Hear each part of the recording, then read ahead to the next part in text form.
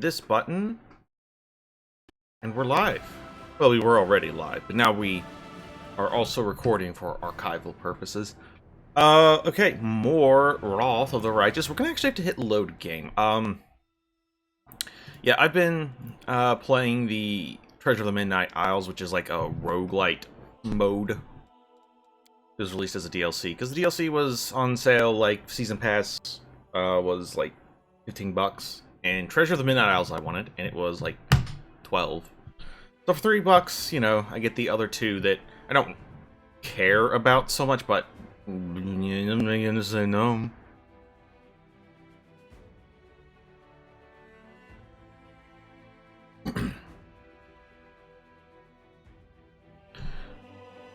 This loading screen makes it seem like mimics are gonna be like a regular thing.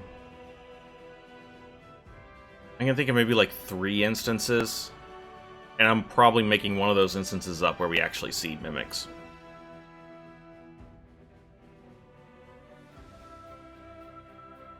Okay, so last time we made it to the Defender's Heart, recruited Woljif, started his quest, got Finian, went to the market square, found Ember. Now we want to finish stuff out here in the market square, and head to wherever we need to go next. We have lots of options for where to go next, so... Alright, so yes, we need to find Ramian. He is a priest that has a beef with Holrin. Holrin thinks he's an evil cultist, but, you know, Holrin thinks everyone's an evil cultist, so... yeah, we'll go ahead and do this. The demon invasion transformed all of Canabras into one great battlefield, but nowhere in the city suffered as much as this square. This place saw a clash of titans. The demon lord Tiscari leading his hordes from the abyss, and the dragon Turindalev, the mightiest of the city's defenders, and one of the first to fall. This is overselling it. It was not a clash. Tiscari just, like, jumped, like, fucking NBA leaped over the wall and slam dunk his scythe right into Turindalev's head. It was not even like a light skirmish. It was just a murder. He just murdered Turindalev, like. Anyway, the scene of destruction leaves no doubt as to the battle's outcome. A skilled scout could recreate the course of the battle moment by moment simply by looking at the ruins, from the chimneys torn down by powerful wings in a sharp dive, to the bloody tracks left behind when the demons dragged away the noble reptile's broken body. But it is no hypothetical scout gazing upon the ruins, it is Jimmy Pathfinder, and he is not alone. The shadow of a strange, barely perceptible presence lingers over this place. Like a gaze untethered from any observer, this mysterious force, unknown to mortal kind, silently assesses, judges, and seeks a better way. In an instant, Jimmy Pathfinder is vested with this power and looks at the world with its eyes. The past, present, and future stand before him as a unified whole, an unmoving, multifaceted crystal that would be beautiful were it not for the fractures, blemishes, and flecks marring its splendor. What past does he see? In the past exists the one who wielded this gaze and life, although the one and life are inappropriate terms for aeons, the supernatural embodiments of cosmic balance. Other than who or what, a better word for these entities is how. This aeon appeared from outside the world, from the great beyond, to put an end to the intermingling of the planes and destroy the world womb, the chasm disrupting the order of the multiverse. Alas, the visitor from beyond proved too weak for the battle they came to fight. They even failed to finish casting the spell that would have sent Tiscari back to the abyss. With one swing of his scythe, the demon lord cut the aeon down. Present does he see? Ruins, blood, corpses. None of this perturbs the aeon's dispassionate gaze. Living or alive, the dead will be judged by Pharasma. All is as it should be. But the demons circling in the sky or prowling through the street create a jarring juxtaposition. Like splashes of blood-red ink on a strained pencil sketch. They should not be here. The world of mortals is for mortals. The demon's place is in the demon world. How sublime the world would be if everything in it knew its place. But even the demons aren't as abhorrent as the sharp-edged, unassuming crystal languishing in the dirt among the bricks and smashed cobblestones. No mortal would notice, but to the Aeon's gaze, its mere existence is an outrage against universal laws. If the Aeon still existed, they would not stop until the crystal was unmade. But the Aeon is gone. I have no idea what's going on with the audio right now. And only their gaze remains. Jimmy Pathfinder picks up the crystal up out of the dirt and stows it in his pocket. He is mortal, which means he has the power to decide what to do with it. What future does he see? Good and evil, chaos and order. Everything is in its lawful place in the multiverse and is no longer trespassing where it does not belong. Nothing is disrupting the smooth and steady current of the river of souls from life into death and back to life again. The reality, rid of its flaws, is now perfect. The Aeon's withdrawal to eternally admire its beauty will never be threatened again. After allowing the hero to view the world through their eyes, the little that remained of the destroyed Aeon is killed even appropriate here for an entity that is so removed from life and death as we understand them. Used up its last vestiges of energy. Now they are ready to disperse into nothingness, unless someone decides to preserve the Aeon within themselves. Will the hero take on this power so that he may again look at the world through another's eyes? Or will he allow it to vanish? We'll retain it for now. The spirit of the Aeon dwells out of sight, deep in Jimmy Pathfinder's soul. Like a pair of magical spectacles stowed away until the moment the hero once again needs to look at the world through another's eyes. One moment, please.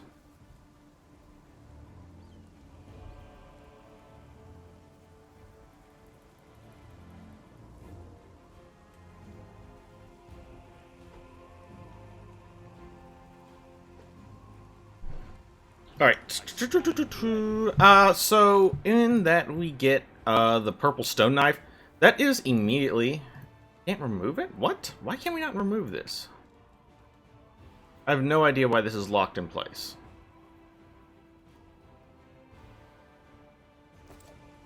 Why is that locked in place? I want to give this to Woljif, but whatever, I guess.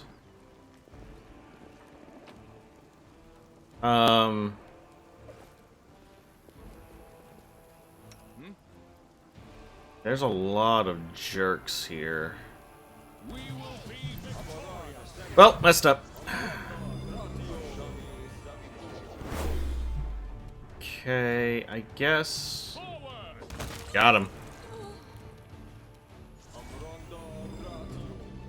But yeah, I really wanted that knife to go to Woljif because, you know, he could really make use of a magical knife. We failed. That's not great. She does not. Okay. I don't think anybody actually has removed fear at the moment, so... Yeah. Okay, that sucks, but whatever. You've crossed the wrong mongrel. Into the fray.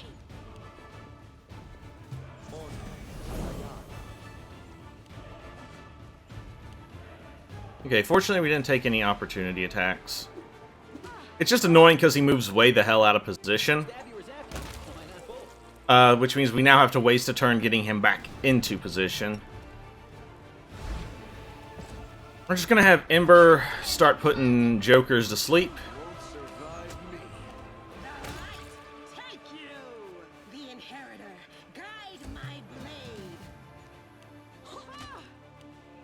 It's really annoying how accurate they are. Distract them for me. Okay, well, we have murdered everybody, so go team. We just move everybody kind of close-ish, and then yeah, we're gonna coup de grace this guy. Got him. I didn't realize these guys had +1 half plate. That's quite good. I mean, mostly because we can sell it for a good deal.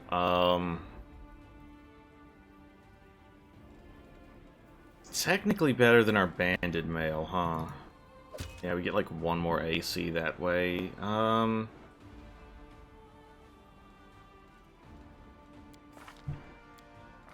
We did... No, we haven't. Okay.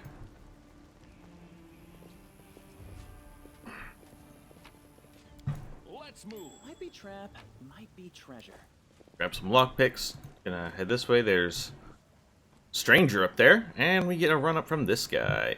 Thank the gods I found someone who isn't fleeing in a panic. Are you crusaders? Mercenaries? I'm a servant of Count Darren Nevis Arendame. My lord's mansion is under attack by demons. The master himself and all his guests are trapped inside, and the house guards are nowhere to be found. I managed to escape through a servant's passage to look for help. Will you help me? The mansion is only a stone's throw away on the next street over. Count Arendame. I have seen him a few times from afar. She was standing right next to him at the festival. He looked highly audacious. I confess that he did capture my attention, but that's neither here nor there. We should help them. Help him. The gratitude of a rich and influential man can only benefit us. You have heard about the Arendame family before. This wealthy and noble Mendevian dynasty was almost wiped out by demons more than 10 years ago. The last surviving member of the family, the young Count Darren, has an infamous reputation. He is well known for being a rake and a rogue. Fortune continues to dog the House of Arendame, I see. Telling me, everyone tried to talk me out of taking up this position, saying that it can't have just been bad luck that brought the tragedy down on the family and almost killed off the line. But I reasoned that since my master was the only one to survive that calamity, that meant he must be blessed by fate and the powers of good.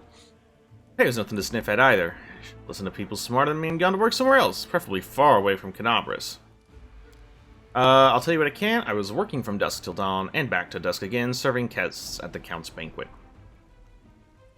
When the other servants came to relieve me at my post, I went to sleep. Next thing I know, I wake up, and there are demons inside the mansion. I couldn't even reach the Count. The monsters had blocked the way. The Count's banquet was still going on. He and his guests were in the great hall, and as far as I can tell, the door to the room was sealed and the demons couldn't get in. Begging you hurry, the mansion's doors are sturdily built. The demons will have to work hard to get past them, so you still have time to rescue the people inside. Alright, we will take care of that when we get a chance. Okay, well, we found Ramian. I'm pretty sure it's... Whatever. I'm pretty sure he's supposed to be invisible. I don't think I have a way of seeing invisibility, but I could be wrong. Anyway, what's up, pal? So you found me.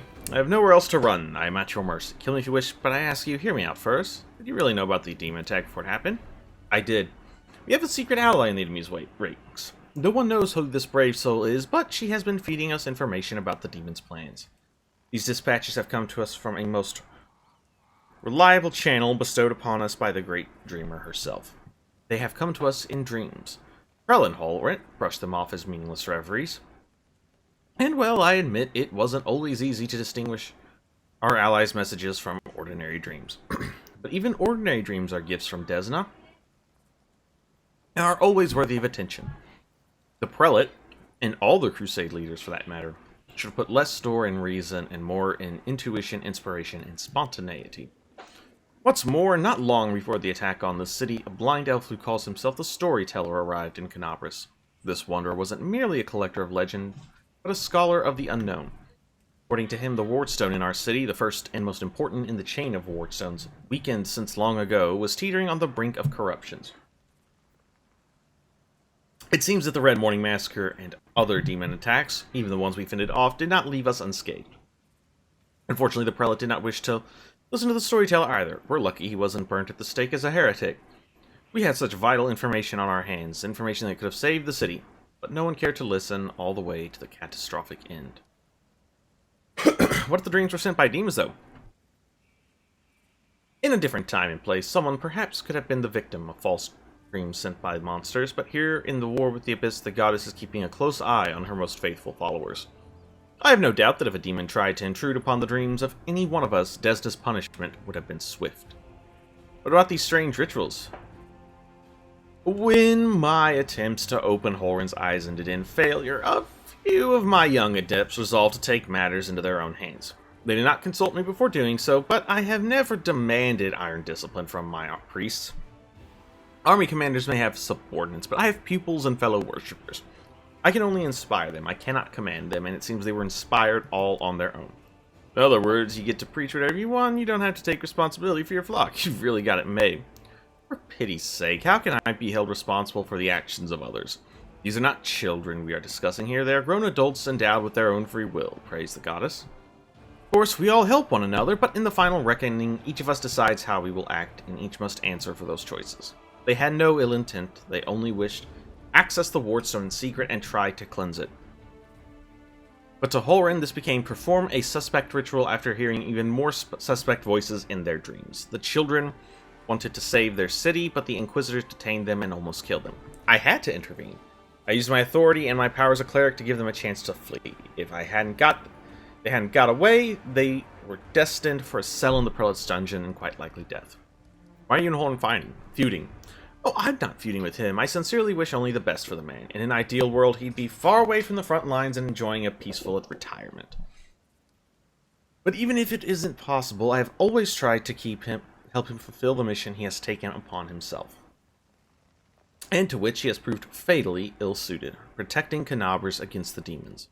Unfortunately, he is convinced that the followers of Desna are heretics and saboteurs. He refused to listen to me, and it was only the knightly orders that deterred him from including us in his witch hunt.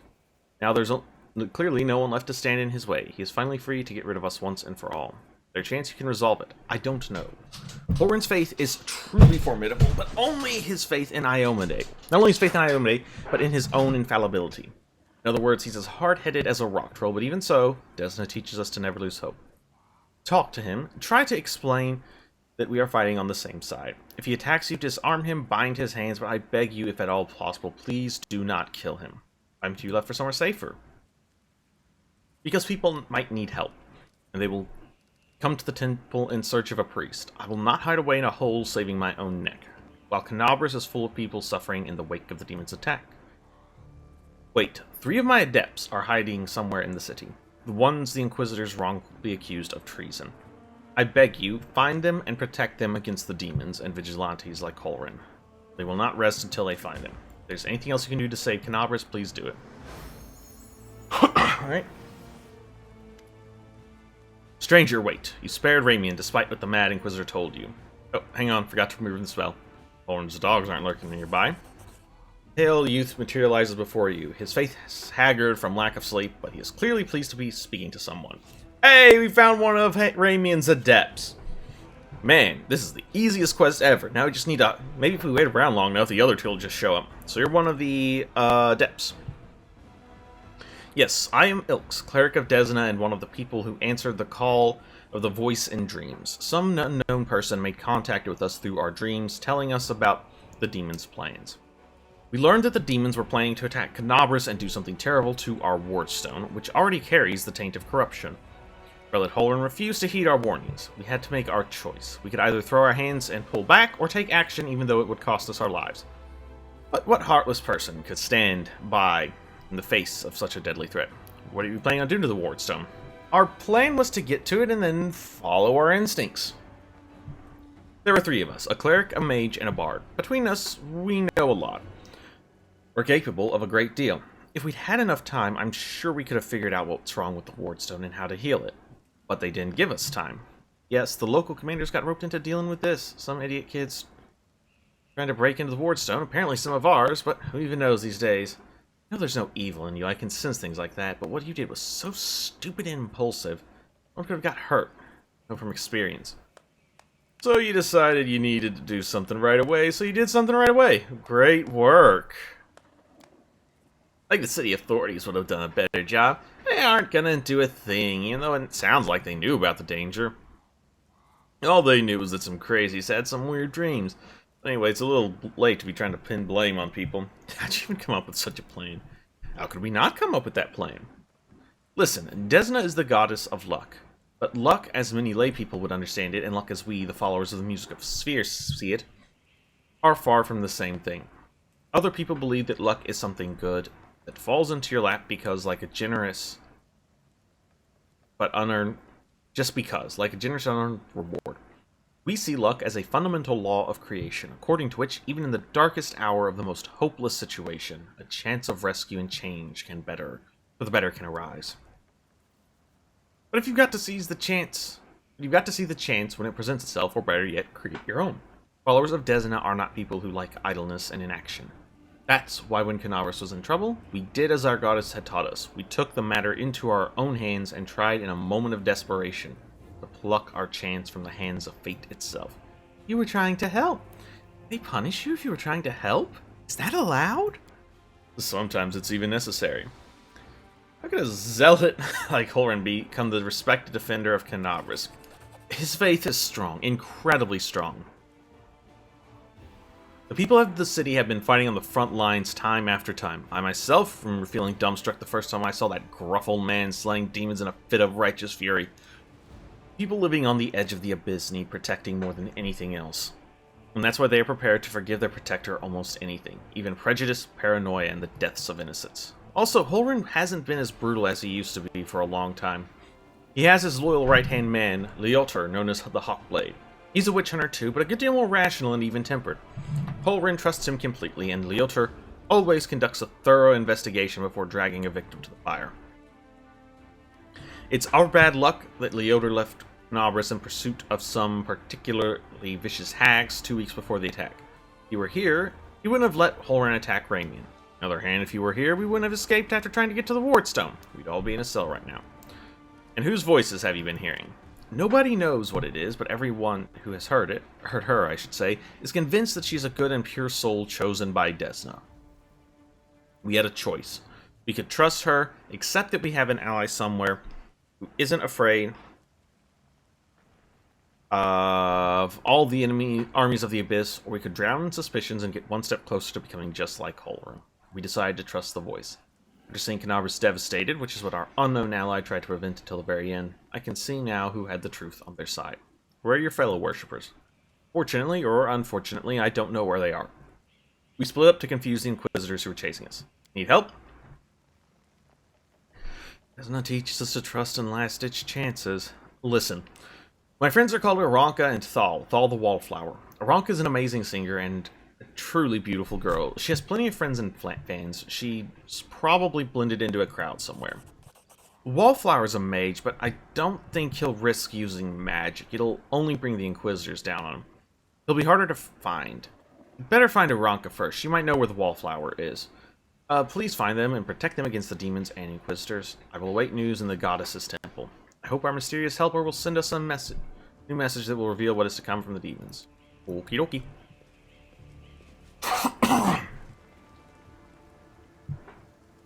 Alright, let's see if we can convince Holrin to drop it.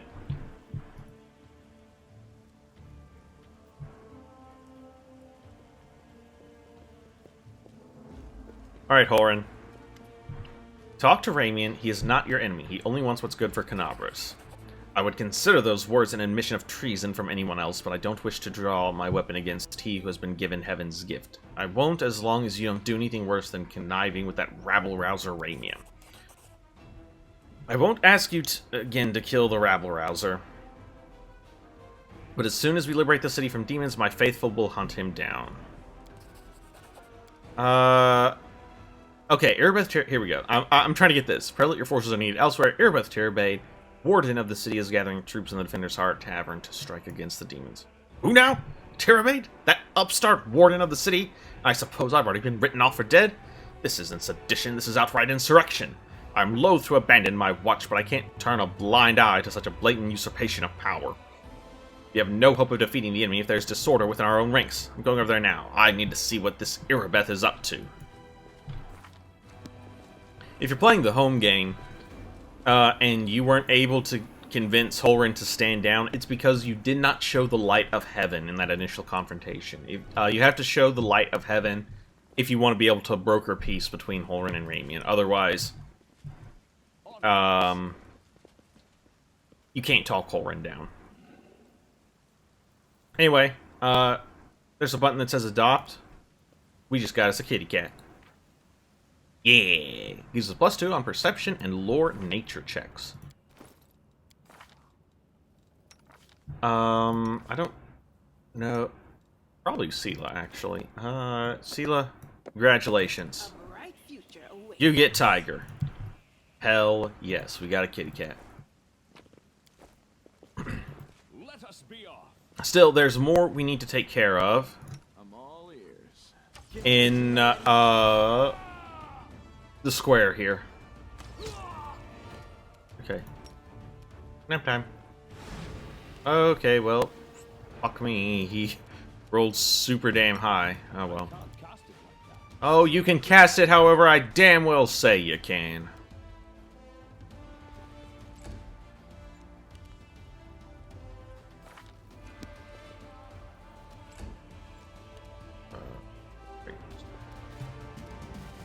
Well, try to put this other one to sleep.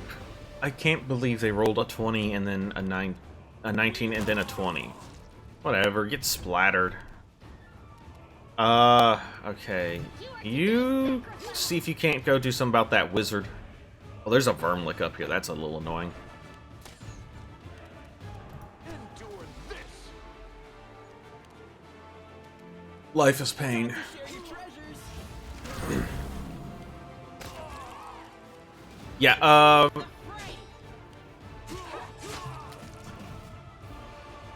this guy here's a little nasty for the reason you just saw. It knows, inflict mass, light wounds. Which, Every strike counts. it's not like it's a lot of damage to an individual, but it is group damage, which is... It's a little harder to deal with. IMO. Okay. And we will now coup de grace. Okay, we did not kill. You've crossed the Okay, hey, we're getting to see their fort saves. That's good. Yeah, that's fine. He's still on the ground. So yeah, he's gonna just have a real bad time whenever he decides to stand up. Man, okay. This is kind of a rough lock, isn't it? Huh? I am helpful. There's nothing even good in here. What? Why'd that have a hell lock on it?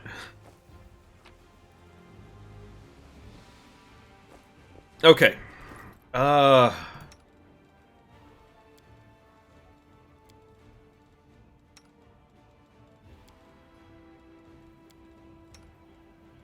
We need to drink some potions. Everybody's a little hurt. Alright. Into the house. What's that? That is a trap. Have Camellia disarm that. I hope you appreciate this. I don't care about that experiment. There's a protection from chaos, which is a big ol' whatever. We will take the ingredients. We will take the garbage. We'll go down into the basement. Okie dokie. You're a good person. I like you. Okay. Man, this is some spooky music, huh? We're gonna... Okay, Ember, just... No, no, go back there, okay? We cannot be defeated. That is... Okay, I thought it was more over this way. I did not want it right next to Ember, but it looks like it seems to be going for Jimmy anyway, so... The light. Take you. Okay, we need...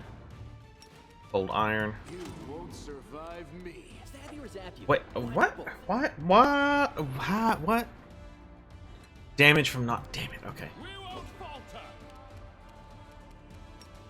Go for their hearts.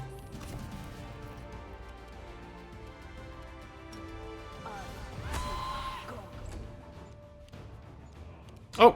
Oh, that failed a fort save. That's pretty useful. Guide my blade. Crap. Okay. We actually don't want to do this encounter right now.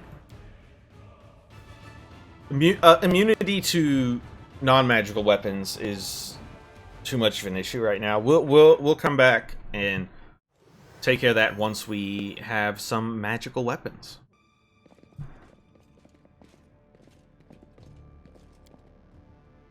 We do want to come back, though. There's a pretty decent weapon for Lon there. Let us be off. Okay. Call me again if you need to. Got it. They will break against our resolve. I'll cut you wide open. Cover me, all right? Forwards! Come on. Got him.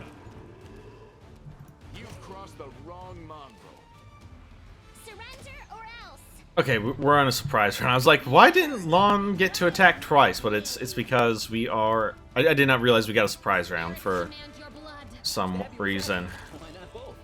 Strike with all your might. Ah, yes, we did need to come over here. I mean... A short-hooded figure is poking about some bodies lying in the middle of the street. Stranger drags the first body off the road, respectfully props it up against the wall, and places the corpse's hands on its chest. Figure then freezes as if hesitating, and you see him reach out his hands towards the beautiful gold amulet hanging around the corpse's neck. He jerks his hand back, hesitates, then reaches out again. We have no standing to call them out for looting corpses. We loot corpses and people that are still alive. What are you doing? Stranger almost jumps out of his skin and the hood falls from his face. Under a mop of red curls, a round halfling face looks at me. Oh, phew. Thought you were the demons. Good day to you, good sir. Seela's eyebrows lift in apparent surprise. Curl, is that you? Oh, Lady Seela, you're alive. Goodness me. It's the second bit of good news on an otherwise lousy day. That was the first bit of good news. Stick around and see for yourself. You know this person? Meet Rimvi, better known as Curl. He hails from Canabras and he fights in the Condemned. He's one of a kind. A rogue with a heart of gold. Curl, it's probably none of my business, but you should ask yourself if what you were about to do is right. I just thought... Oh, it doesn't matter. Did you tell me anything about what's going on in the city? Pray not, good sir, I left the Defender's heart. For that, I was holed up in there, too scared to leave. Although spending all this time under Commander Erebeth's nose sure was something. She's a strict one. Whew, and when she gets antsy... Don't even start. I've had her breathing down my neck to last a lifetime. No, Rimvi Curl may be a rogue, but he doesn't loot corpses. I just need to get these poor lads' bodies off the roads. My friends and I are on a terribly important mission, and we need to get through.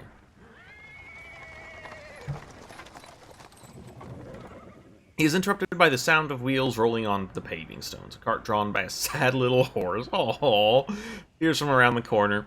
Pretty half-elf is driving it, and a young man in knight's armor is walking alongside. Even from a distance, you can see his tanned face and his blue eyes shining brightly. See? A terribly important and very heroic mission. My friends and I are saving a beer cart from the demons. As he's speaking, the newcomer notices you, and the knight cries out in jubilation. Seela! I never thought I'd see you again. I thought you were headed to the main square, the center of the demons' attack. Half-elf smiles warmly at Seela. Hey, friend. Glad to see you're all right. We got separated by the crowd at the celebration, and I knew right away something was wrong. When demons appeared all of a sudden, I realized that was the reason why I'd been so anxious. But I couldn't find you among the dead in the square, so I kept my hopes up and I was proved right. So you're the other bit of good news Curl was talking about. You and John are alive. Actually, by good news, I meant that we found the beer cart. Sir Ellen and Janet being alive amounts to a quarter bit of good news. Well, maybe half. How about sharing? Certainly. Give me your flask, friend, and if you walk with us to the Defender's Heart, we can have a more thorough sampling of the spoils here. Jana, there's no need. The heart is very close, and the three of us will be enough to fight off an attack, if there is one. Besides, our friend here surely has better things to do. More important things than carrying barrels of beer, I'd wager. By the way, my name is Ellen, Sir Ellen of the Hound Hearts. I'm glad to meet someone who survived this madness. Okay, and I have to go. We're not gonna rat about Curl stealing from corpses. We're no narc. We hate the cops. Seela's a cop. Huh. That's awkward. Let's move. And I guess right now we're kind of working for the cops.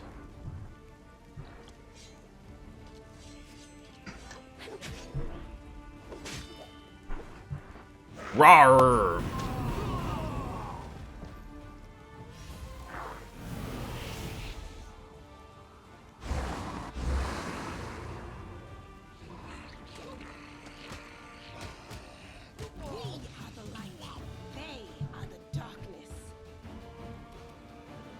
Okay, we'll just move Wooljip up an eensy bit. We can do it. We rolled a 2, damn it. I swear to God. I was like, if one of these guys rolls a nat 20, You are today's I'm gonna be so very sad. For apologies.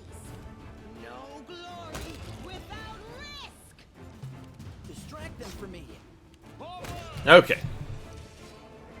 Well, rip those guys, but we do get their potions, so at least their deaths were not in vain. I did it. This person fell prey to a Nabasu. Follow me. Please open that Sila. Or don't. That's fine too. I am helpful. Am I not?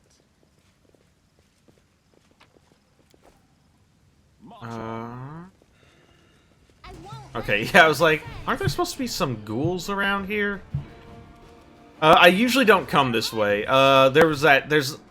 You might remember if you watched last night. There's like an athletics check you can make over here. That puts you right here. Which is usually what I do until I discovered you could go this way. The thing is, if you fail this athletics check, you waste 3 hours. And, Time to share your treasures. also get fatigued on a lot of your guys. I'll hit you. Which sucks.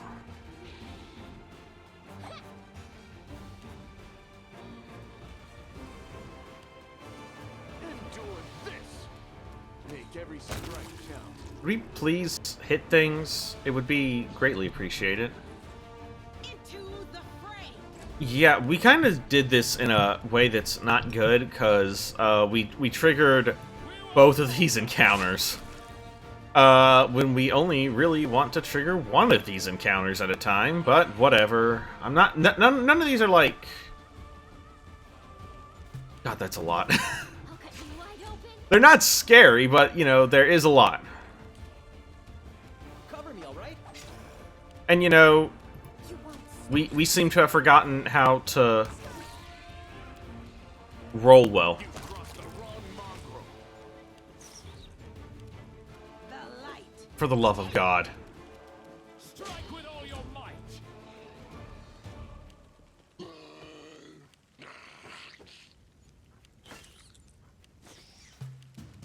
The spirits demand your blood. Stab you or zap you? Why not both? Okay. Surrender. We're good. or else. You won't survive me. We can do it.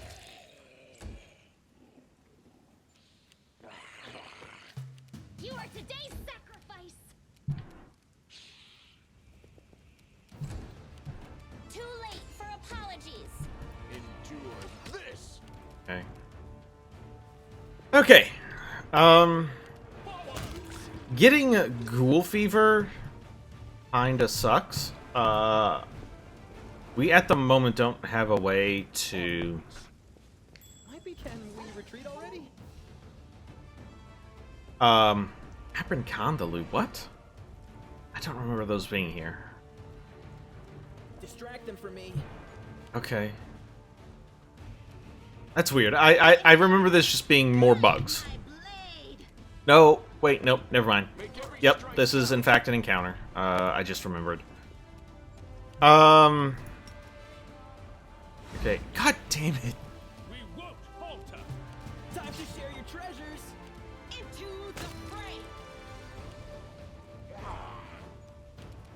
You've crossed the wrong mongrel. Yeah, these Appencondalus do Sunder Armor, which gets rid of our... Fuck. Strike with all your might. Cover me, all right? The light. Take you. This will leave a bruise. Okay. You won't survive me. I'll cut you wide open. I'll hit you. We can do it. Stab you or zap you? Okay. Why not both? Well, at least we have healing potions. Okay. And we want to move this stuff out of the way. Even the huge pile of junk does Is it enough to block out the exclamations coming from beneath? One moment, please.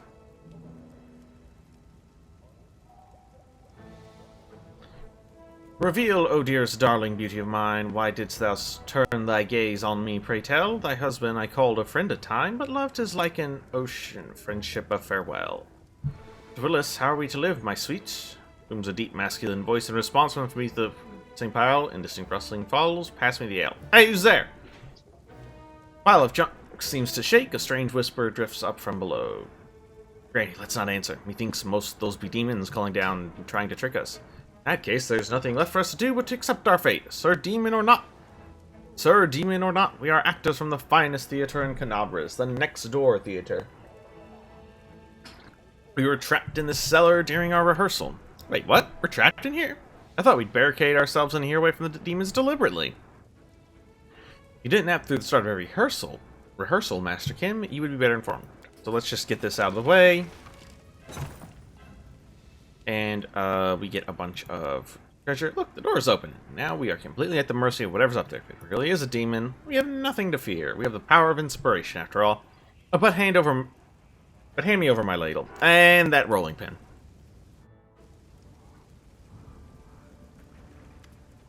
Now look, it's not a demon at all. Greetings, kind friend and rescue. I am Grandma Gretlin, theater director, and these are the members of my company. Granny, that's not a ladle. That's one of the props for the Malevolent Lich performance. The one Tina made. It's a scepter or something. She made it out of my ladle. She wanted to use a broom handle, but I put paid to that daft idea. Oh, I've seen your shows. You're very funny. Especially your play where the woman slowly climbs into the chair while singing, then falls off again. Well, it is actually a great tragedy about unrequited love. The chair, you see, it represents a tower of rock rising above the raging sea like the finger of a giant. The woman, she isn't supposed to fall, but rather gracefully cascade into the swirling abyss below, just like I showed her 100 times. But I'm glad you liked it. What are you doing down there? We were rehearsing. Our art distracts us from our fear and panic. Really? I'm scared I eat. We tried that too, but our supplies ran out. But art, oh, art is eternal. Can you get somewhere safe? Oh, don't worry on our account. We'll be going to our basement in the next street. That's where Lambkin is. We're not afraid of demons with Lambkin around. Lambkin? Lambkin, our male lead. He'll protect us. Don't worry. We know what we're doing. Okay, well. We have now saved these jokers. Okay. I'm just trying to think of anything else I want to do here in the market square at this yeah, there's one thing we want to take care of real quick. Then we might as well, like, we're gonna basically do some side quests and come back here. You know, gather some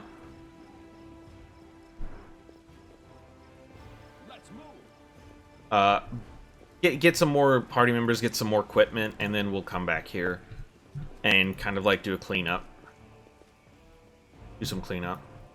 Because there's definitely a lot more here, but alright. Watch it, watch it. What are you goons doing? You'll bloody crush me. Young tiefling lies trapped in a collapsed section of tunnel. Another two tieflings scramble around, trying in vain to free him from the... Quit whining. Hey, alarm! Someone's coming! Maybe he'll help us? Wise up, would you, before you get us killed. Let's make a run for it while I still can. No, come on, don't leave me, I'll die here! Hey guys, I see you're in a bit of a jam. Ah, get a load of this slot, and no escort neither. Hold your little shit, how are you not dead? Who's that with you? They're friends of mine, great guys. Well, charging out of the corner of his mouth says, listen, do me a solid, help them drag his sorry carcass free. I'll repay it, cross my heart. Who are you? Who, us or nobody? Just simple citizens. We used to live here, but now... Yeah, we just lived our lives and do nobody any harm, then kaboom, the place falls about our ears. The tieflings are antsy. They're hiding something. Tell me who you are. Alright, they're tieflings. We kind of skirt around the edges of the law. That's how we make our living. Some say some tyrant bans books that shows stuff he don't like or some fancy Kyonin wine he don't drink. Is it wrong if we step in to fill the gap in the market? There's a demand, someone's gotta sell. Don't go thinking we're gangsters or anything. Our only concern is making the lives of citizens easier. Or a little coin. People in this city can't even breathe without breaking some stupid regulation or restriction. Take this tunnel that collapsed on top of our friend, for instance. Leads straight to the Grey Garrison. Thanks to it, any soldier who's feeling a little dry or who's needing some nighttime reading material, we can get all the things for him that his heartless superiors refuse to. Providing a public service. Enough talking, get these rocks off of me. Alright. We will assist. Whew, I'm alive. All in one piece, give or take. Thank you, I'll remember your kindness for the rest of my life. You two clowns, I don't want to hear a word out of you. Get into the tunnel now. One trip just to the Grey Garrison and back. Don't be a coward, it's not going to collapse. Actually, I helped you, now you can help me and Commander Tirabay to save Canals. The militia needs people with various skills, even ones as unusual as yours. What? Are you blind or something? You know what people call us? A Relu spawn, and that's one of the nicer nicknames. Crusaders and Tieflings don't mix, we'll be torched on sight. Whoa, Tirabay? You're with Tirabay from the Eagle Watch. Lads, we have to help her. She's one of the only big shots in this town that actually treats us with any decency. We risk our necks for the Crusaders, because Erebeth risked her necks for ours. She saved me from that creep, you hole ring, yanked me straight out of his torture chamber. Your worthless toe rag would refuse to help her out after that. Nah, I'm not listening to any more of this. You do what you want, I'm headed for the River Kings. Go on then, I'm going with the Crusaders. I'm going to round up the others to help. Some good money in this city, it'd be a shame to surrender our meal ticket to the demons. Enough yammering, so long. And with that, we get another level. Yay!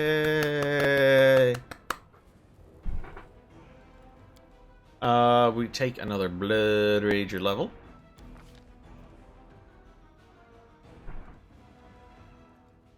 Yeah, I think we're just gonna pump strength.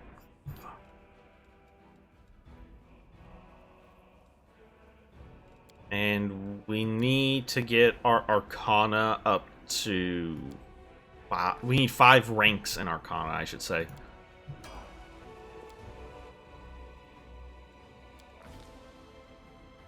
Yeah, I think we do Scald here.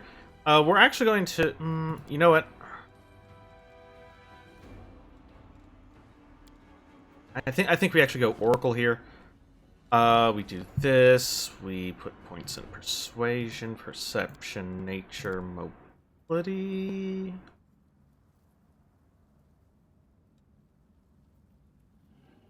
Seems fine. We will take...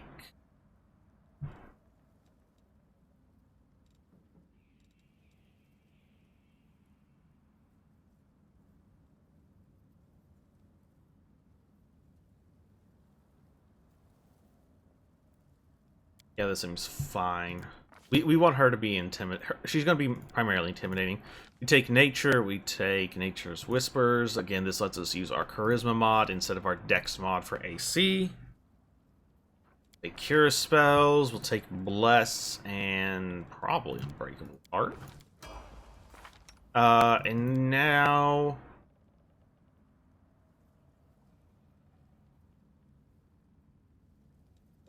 we can put this on. It doesn't actually change our AC, but it's lighter than the heavy armor. I don't know if it's light enough to...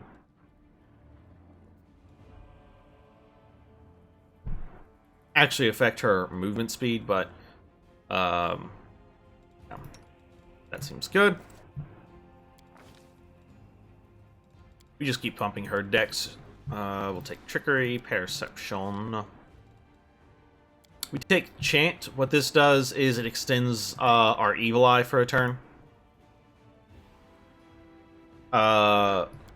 Which is good, because that helps us keep our Evil Eye going indefinitely.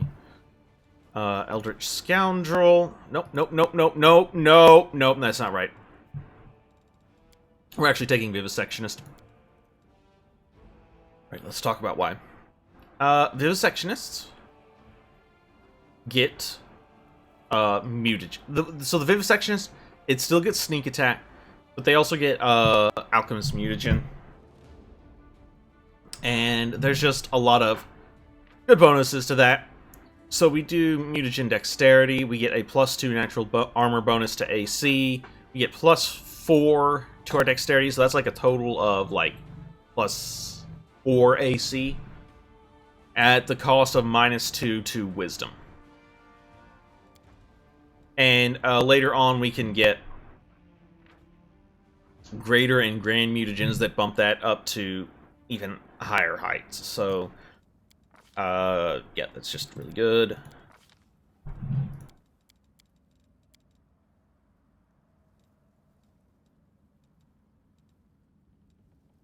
Just seeing if there's anything here. Yeah, fine. Use magic device is fine.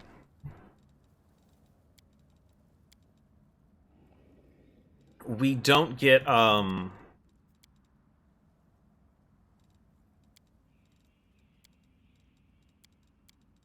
spell list that, an Eldritch Scoundrel might.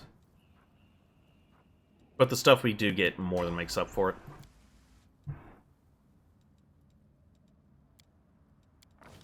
Keep going, Crusader, Athletics.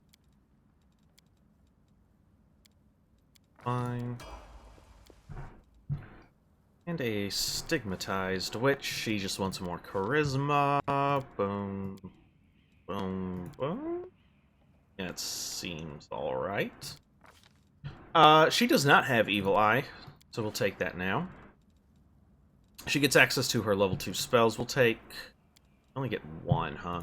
Well, we get, a couple for free.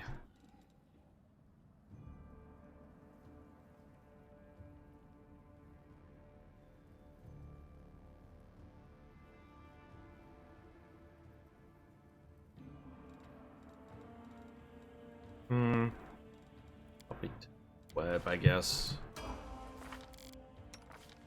Lon, I think... No, he's still at level 1 spells. That's fine. We'll give him... Yeah, Bless is pretty solid. We'll take Shield and probably reduce Person.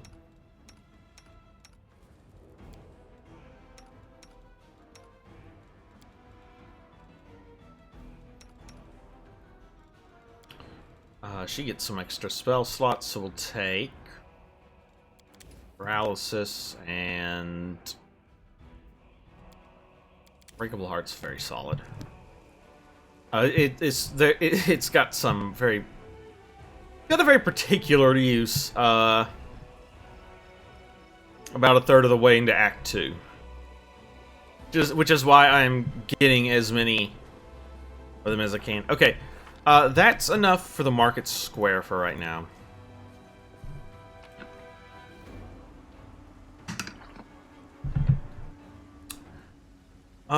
We're...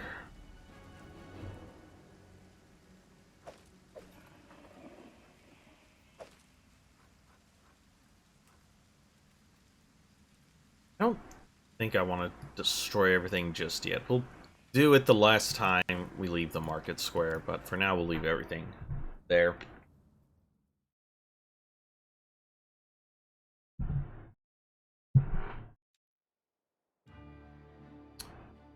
I have no idea why it still wants me to kill Ramian.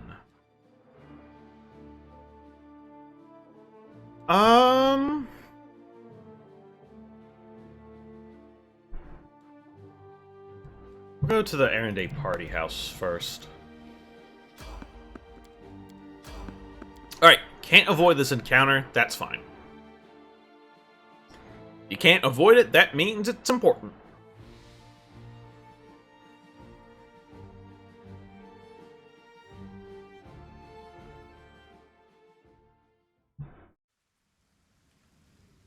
If we move forward away, we find this hooded figure.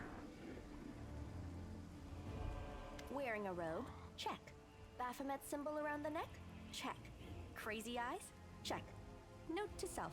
Bring a mirror next time to be able to adjust the optimal level of eye craziness. Everything is ready for the experiment. Alright, well this sounds like it's gonna go well. An audience. Problematic, but not critical.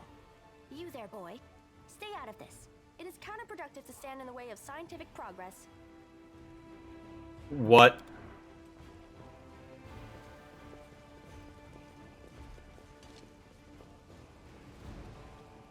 Who's that? I don't know her. Greetings, boys and girls. I am your sister in sin. I am your sister in Lord sin. Baphomet's dark will, and so on and so forth. Very convincing, thank you. She looks like one of us, but she talks kinda weird. Who's there with you? Who? Oh, them. Just an audience. They don't matter. Consider them a supplementary component of the coming experiment. Shrug silently. In the name of our Lord Baphomet, please be so kind as to undertake a little test of your competency in Our wicked cause. Let's start with something simple. So here's my first question. What is Lord Baphomet's favorite weapon? We will not answer to you. Our lord can wield any kind of weapon. He is all-powerful. Wrong. He wields no weapons at all. He doesn't need any. Ac- He just gores his enemies with his horns. Actually, it's Izergal, a blade made of rat adamantite. That is correct. But still, boy, no prompting, please. Hmm. This experiment has taken quite a surprising turn. I would never have expected the followers of the great Baphomet to be baffled by such a simple question. You... Fine. Okay. Let's recalibrate the difficulty and proceed with the next question. Please name Lord Baphomet's sacred animal. A bull. Of course, everybody knows that. Yep. And a cow. It's an Aurochs, as a matter of fact. I'd like to ask you to stop prompting them, but it seems they could do with a prompt or two. It appears the experiment has yielded results which are as unexpected as they are incredible. Baphomet's cultists have not the slightest idea about who Baphomet really is. It's really let not alone that any surprising. in-depth knowledge of his ideology or philosophy. I'm positive that this news will cause a sensation in widest scientific circles. No. It...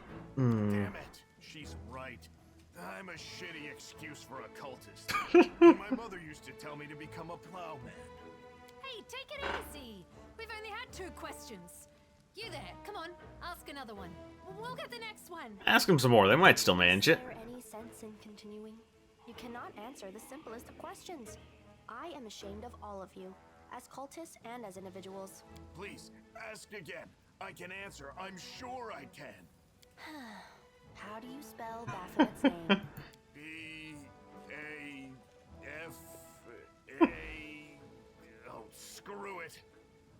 To hell with Baphomet. I thought it was gonna be fun, but instead there are all these questions. I'm done here. I'm going back to my home village, back to my mother. Okay, bye. Wait! You there! How dare you stir up discord in our ranks? Grab her and tie her up, and her entire entourage too! The experiment is complete. Unable to deal with the questions, the cultists decide to deal with the examiner instead. Mm-hmm. Typical reaction for a person who has never been burdened with any intelligence. Neo. Now you're gonna start hitting each other, aren't you? Yes. Please, proceed. I won't interrupt. You started this mess. Your assistance would be appreciated, but... It's fine. It's fine. Spirits demand your blood. Distract them for me. I'm very disappointed that I missed there. The Inheritor, guide my blade. I'm gonna try to put this barbarian to sleep. Because a barbarian that's asleep should be dead, but whatever. Endure this. You are today's sacrifice. Time to share your treasures. Yeah. Into Okay. the fray. Yeah, Ember putting people to sleep, pretty good.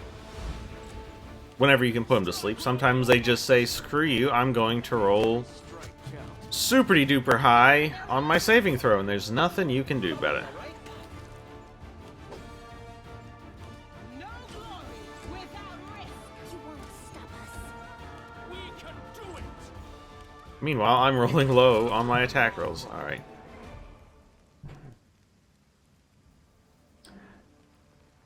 The absence of an answer is an answer too.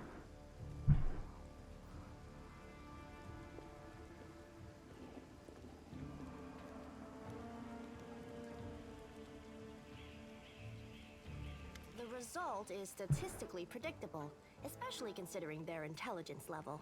What about you, boy? Are you ready to answer some questions for the good of science? Yeah, sure, why not? Let's proceed with the experiment. My first question is simple. Which colors does the goddess Iomade prefer? It is red and white. This answer is correct. It is comforting to meet at least one educated person in the melting pot of ignorance that is Canabras today. Yeah, sure. Let's proceed. Did Aradin take part in any crusade before he died? He did not. He was dead before it happened. Aradin's death dates to 4606, and that is precisely the year when the World Wound was opened. The First Crusade started back in 4622. Your knowledge would make Mendev's Crusaders proud.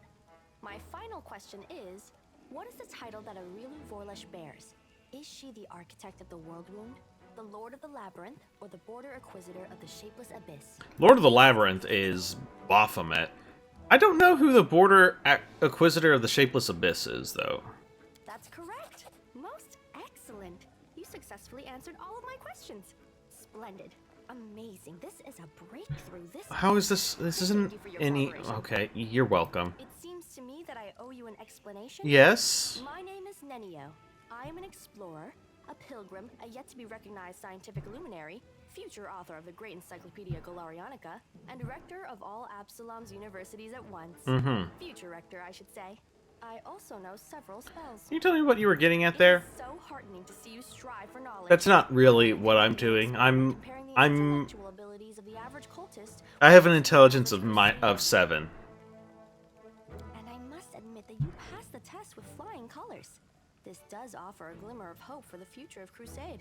I have always claimed that despite the popular beliefs about the limited intellectual abilities of those in the army, at least some of them can be considered educated. It pleases me to see that I was correct. So you're trying to say that I'm mediocre. Yes. Damn, she managed to say it without going on for 10 paragraphs.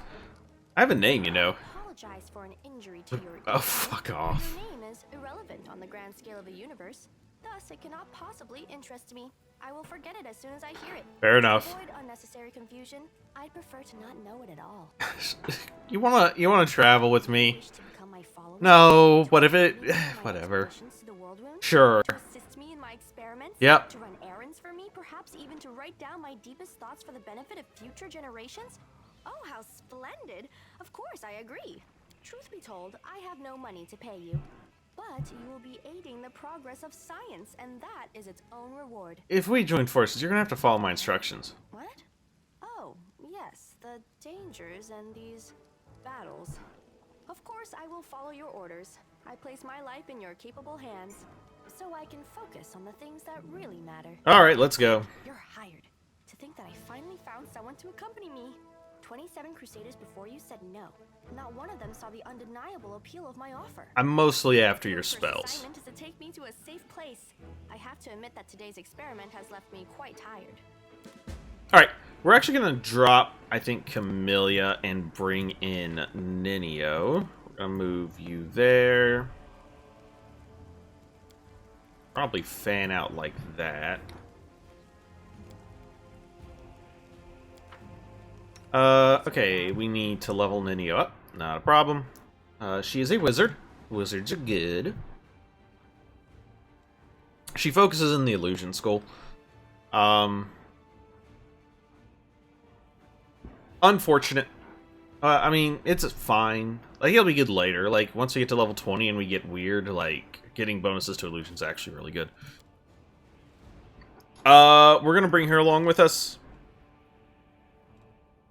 She's an int-based caster, so she's gonna benefit from Sela's stuff. Level 2 spells will take visibility and we know create pit.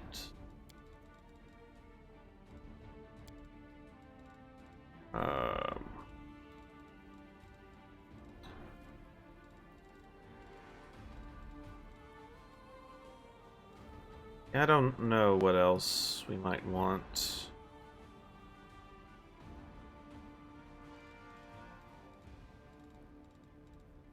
I mean, there's a lot of things that we might want, but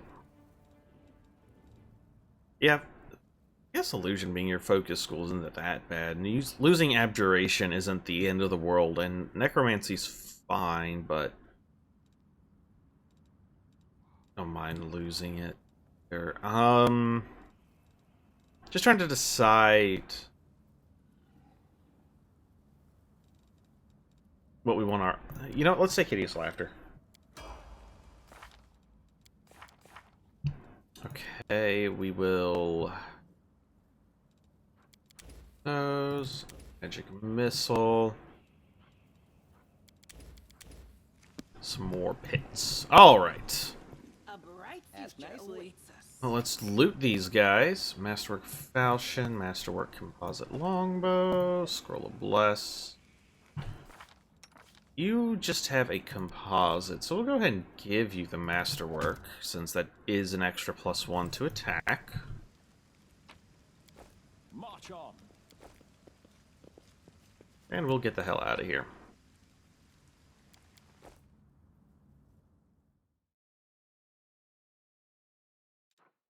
And we shall...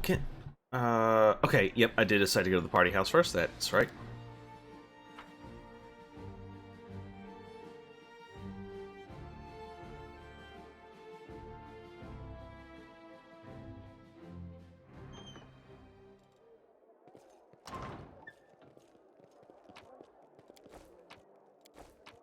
Alright, well, we're gonna steal all of this guy's stuff, and then shoot some dretchies. One from over there. Good plan, Wolj, if you do that. The light, take you. You should have listened to reason. Surrender or else. What a shame that Jimmy's at the bottom of the list. The inheritor, guide my blade. Why not both? You're irrelevant. You're an elephant. Okay, do we have 3 scrolls? No, I was kind of hoping we did. Okay, fine, that's fine, not really an issue. I needed to save before he burst open that door. That's unfortunate. Count, this Numerian elixir is quite something. Yeah, definitely a party going here, huh? Open up, police! It's the fuzz! Get him!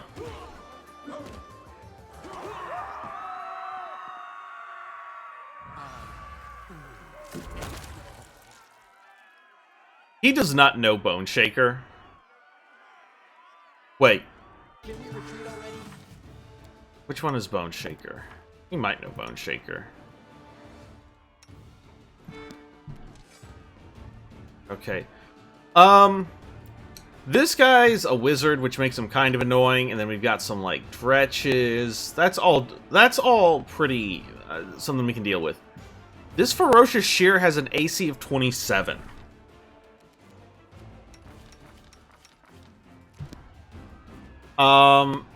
It is nuts.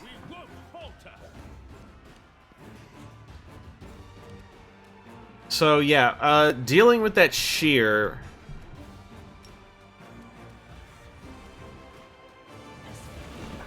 Alright, well, knocking him on his ass is a pretty good way of dealing with him, so that's quite fortunate.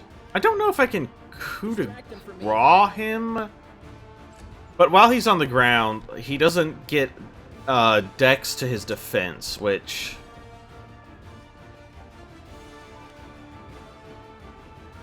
We're lucky, actually, that Sela managed to fire that off through her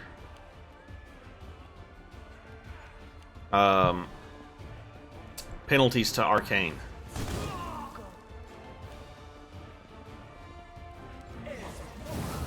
Fuck, stinking cloud.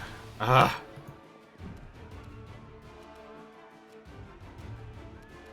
Crap.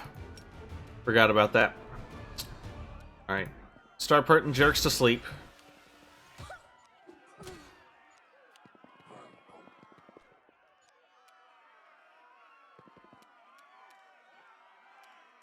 Trying to think of what the best... This obstacle. our best option is right now.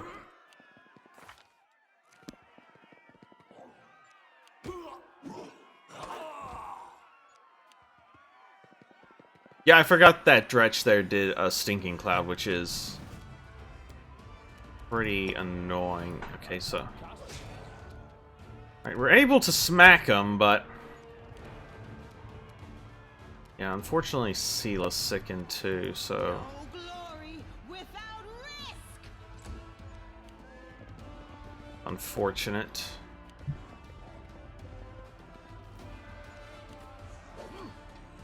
That's also unfortunate.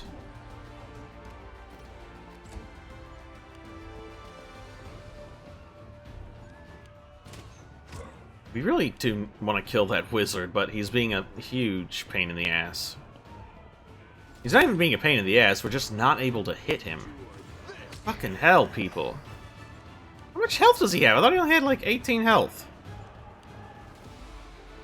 He had 42 health. Okay, that's significantly more.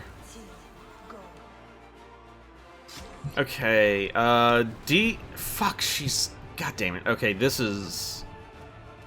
not good.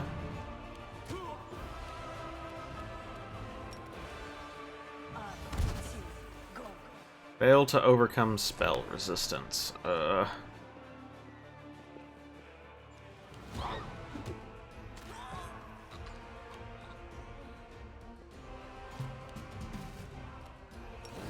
Well, I guess it's finally time to get mad.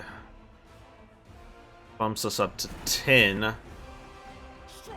Still very hard to actually hit that son of a bitch.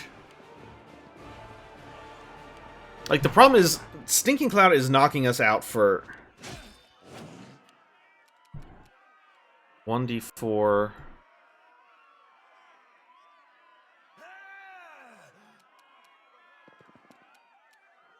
Yeah, like, they rolled basically the maximum.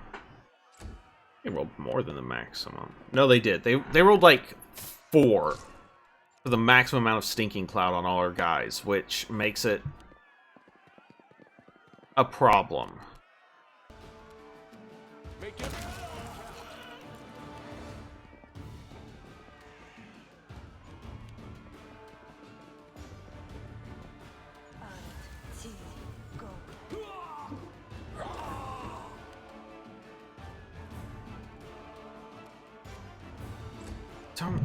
Do we have, like, Scroll of Remove Sickness? We have Remove Paralysis.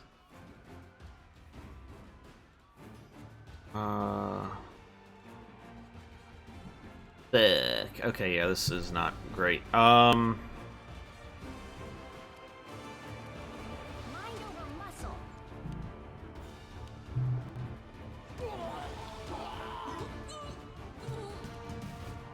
We can do it! The light take you.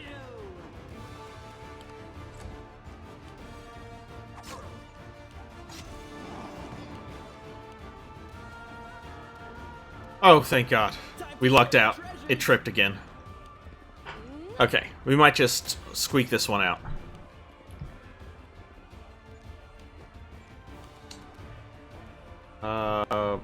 Okay, we need to start killing some dretches.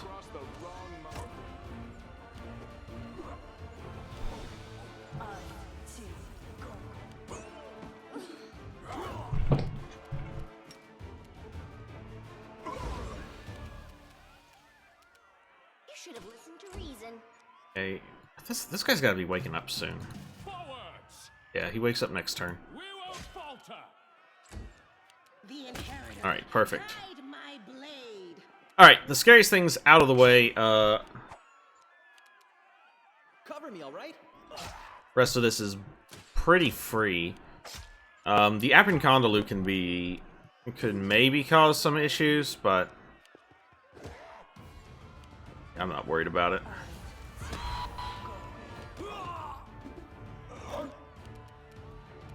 Too late for apologies. You're irrelevant. I'll remove this obstacle.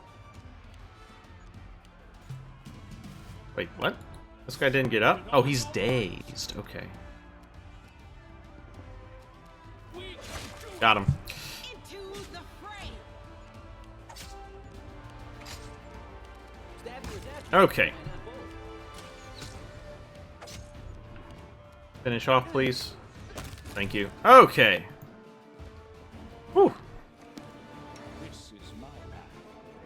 Took con damage. We took fatigue, but we took 1 point. Okay. That's why we have this racial ability that lets us lesser resto once per day. No more con damage. Greetings, valiant stranger who has just burst into my life. Greetings. I am the master of this house, Count Daron Kale, myriad mellifluous monikers Arunde. I think you made that middle one up. To introduce yourself. I find remembering insignificant details, such as the name of passing acquaintances, such a bore. You know what? Fair point. Wow. Bona fide blue bloods and unparalleled aristocracy. All this makes me itch to do something really crass. Ooh, like blow my nose on the curtains. What are you waiting for, my squamous squire? Squamous Curtains Squire. are velvet, but we have some excellent silk ones with gold thread elsewhere in the house. Take your pick. God damn My it. soft furnishings are yours to do with as you wish. I'm quite sick of the place, truly. I shall either sell it, or burn it to the ground and build a new mansion in its place. Now that we've finished with the niceties, tell me this. How did all those thrice-damned demons end up at my soiree? Inabris lies in ruins. Discari killed Torrendula. The Wardstone has been captured, and you're asking me why demons gate-crashed your parties. In ruins. Discari. Yes. Well, well, well. And I was already lamenting the lack of excitement at my little banquet. Although it must have been Yeah, called things for are kind of a going on. You should turn on the TV. They don't have TVs. You should, like, open a window? It seems as though Discari's occasion was altogether more of a crush than mine. Indeed. If you will pardon the pun. Yep. Which I know about you, Count, apart from the fact that you're highborn and very As a rich. child, I had my very own pony, but I always dreamed of having a lamb. I was never allowed one. Sheep were seen as peasant animals, utterly unsuitable for the scion of a noble line. The trauma haunts me to this day. Oh my god, he's such a I feel dick. it every time I have roast lamb for dinner. I'm sorry. Ember, please. No. Sad story. No, don't. Ember, you can't. I had not even the slightest intention of upsetting such a lovely child. I'm not lovely. Some people have even called me a scarecrow before. That's patently absurd. Why, you can't possibly be a scarecrow with a crow following you around. He raises an excellent point, Ember. I'm sorry if I failed to sate your curiosity. I loathe talking about myself to people I don't know, even more to those I do know. You know what? The only thing worth Same, noting, buddy. aside from the fact that I am highborn and filthy rich, is that I dislike Puritans and demons in equal measure. You know what? Same, buddy. Demons a tad more. Alright, you don't seem very concerned about the city's I fate. have no friends here whose untimely demise I would care to mourn. Fair enough. The I only have no friends here. thing is how easily all this happened. I don't care for the thought that demons could come calling at my door at any moment. And just think, everyone had so much faith in the Wardstones gifted by Iomede's herald, and in the might of our tamed dragon. Yep, As that if worked there out pretty were well. no Dresden or a dozen other routes where the demons overcame every defense. Okay, well, you could go to the Defender's Heart. Thank you for the invitation, but I am not quite as desperate as I may seem. At times, it is better to be surrounded by the repugnant mugs of demons than the sour and dour physiognomies of Iomede's righteous. Damn. Okay, tell us how you really feel. My physiognomy. Sour enough for his lord. Don't worry, another few minutes with the dazzling count here, and it'll sour like week-old milk. Okay, What's this? down, girl. Paladin with a sense of humor? You're a veritable walking scandal. Either way, my mansion is now safe. I have a pair of half-decent guards. I just need to drag them out of the storeroom and bring them to their senses. Ordered them to drink a love potion, you see? For reasons which seemed extremely witty at the time and in the state of inebriation I then found myself in. They can guard the house while the valorous You've been to the paladins storeroom? beat back the demon assault. I think everyone's We will dead. beat them back. Yes? That's the plan. As regards myself, I feel like stretching my legs. I know rudimentary divine spells, I am no friend to demons, and I elevate any society that I deign to grace with my presence. Fair enough. I shall accompany you. Only for a short time, of course. It's gonna be a very long time, I'm sorry to say. Okay, yep, hold on. Say you, my ephemeral but highly diverting acquaintance. After all, Lord Descari spoiled my party. I now burn with the desire to spoil his.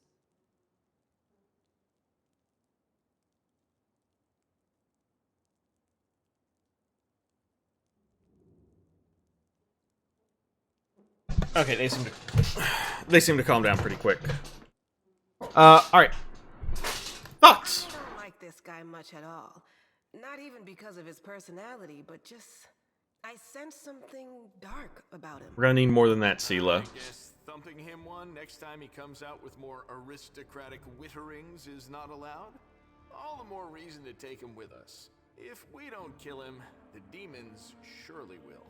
He has all these friends at his party, and he still looks so lonely. We can take him with us. Maybe it will make him feel better? Oh, Ember. Having him tag along would be like going for a nighttime stroll through the back alleys with a diamond tiara on your head. Even I don't like that kind of attention. What? You're asking about whether to take this boy with you? The question lies outside the bounds of my interest. Fair enough. By the way, did you know that Oh, the God. of noble families often sponsor the research of young scientists? What laudable passion for knowledge. True, the size of their donations bears a direct correlation to the hazardousness of the experiment being conducted. He doesn't look like a whiner, and he can hold his own, so he won't be dead weight. Deal. Capital. Good acquaintances that begin and end at just the right moment often leave the most pleasant memories. Wouldn't you say? Oh, we will be making some pleasant memories, my friend. But later. I think I like the party we've got, so we'll send him away. Alright, we found Aranka. Thank you, stranger. The young woman does not look the least bit scared. Her cheeks are flushed and her blue eyes glittering. For saving us from those demons and for your timely entrance. I swear I don't know who has raged me more today. The demons or the oh-so-affable master of this house. I'm a friend of Elk's. He asked me to find you and protect you. Elk's is alive, and he's made a brilliant new friend. The shame it had to happen now when the city is under siege by the demons and those pig-headed inquisitors are pursuing us instead of doing something useful. How'd you end up here? Oren's hounds found me and Wallflower when they tried to capture us. I distracted them, then I lost them in the streets before charming my way into this party. Even if the Inquisitors saw where I went, they wouldn't have been allowed past the door. Oren holds no sway among certain members of the aristocracy, so I picked a good place to lie low. That is, until the demons showed up. You know where the third of your group is. Wallflower? No idea. If he knows about the demon attack, he won't just hide away, he'll go out and try to help people. If he doesn't know, well, you have no chance of finding him. He's a pretty skilled mage, but I doubt he'll risk using magic. He'll probably do something the Inquisitors won't expect. Pose as someone, disguise himself. We had a great selection of masquerading costumes in the temple. I know, I'll tie my shawl around your arm. Wallflower gave it to me. He'll spot it right away and know you're a friend. If I were you, I'd look for him in the market square. Okay, well, can you get somewhere safe? I don't care about the rest of your nonsense.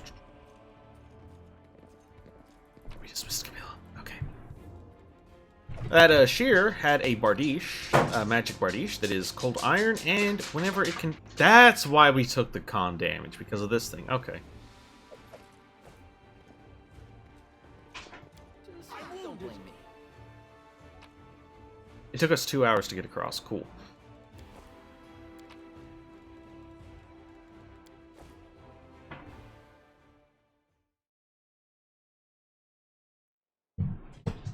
Cat, what are you... Cat, please. Cat's trying to get comfy behind my damn monitor again. Alright.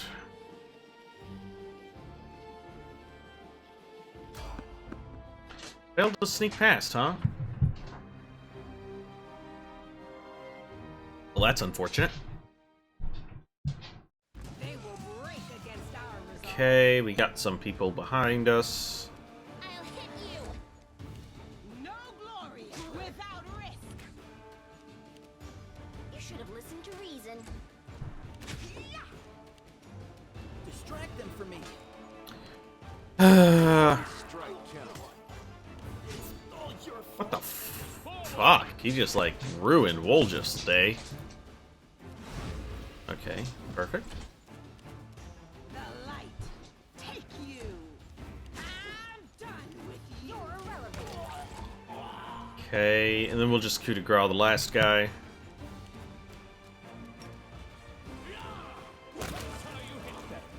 That's how you hit him. Composite longbow.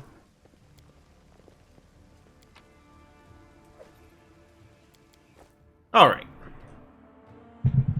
Cat, please do not knock anything over. Please don't, like, unplug my computer either.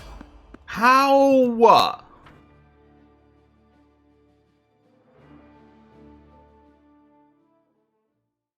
You can handle them, right?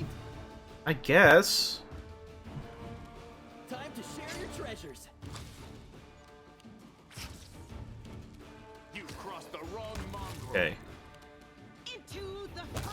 Like, seriously, though. Plus 15.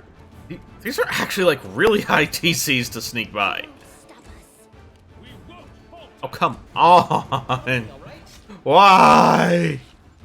You won't survive me.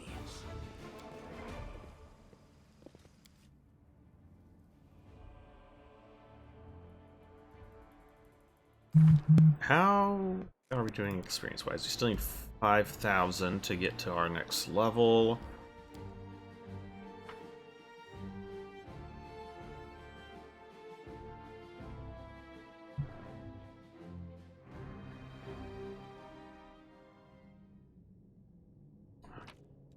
I have that book. Actually, I meant to read that book because we learned something. What did we learn? We learned how to get 1 bonus, morale bonus to AC against dragons. Something. A stocky knight with a head of messy black hair stands before you. His armor is spattered with blood. He greets you with a deep, booming voice. Ha! Crusaders, excellent! I am Captain Caleb Sazamel, and these are my men. I am about to burn these vile backstabbers and heretics here. These pathetic imitators of the traitor Aurilu who tricked their way into the ranks of the Crusaders. Knight nods at a heap of severely beaten people and a strange elf whose appearance seems jarring for some unknown reason. Sazamel bellows his threats at his prisoners who seem to be in a state of deep shock and utter terror. A strange feeling rises up within you. It's pure instinct. You don't know what you're about to do, but you are certain it feels right. I'm to the library. Demons showed up and carried everything off. I wasn't here to see it myself. I was fighting in the square, but those filthy traitors told me everything. My fists made them quite chatty. So what, you tortured them? You think those methods are worthy of a crusader? Under ordinary circumstances, Sela, you've met Holrin. That dude is all torture all the time, when he's not burning people alive. Why do you want to burn him? Look around you! The city is in burning ruins. So many innocent lives lost, and all because of abominations like these here. Cultists, heretics, and spies slipping into our ranks, carrying out the orders of their brutal masters and preparing a heinous death for us all.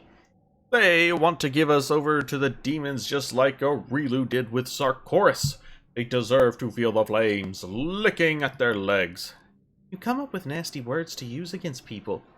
Call them heretics, cultists, spies, so you don't have to call them people. Good people, just like you.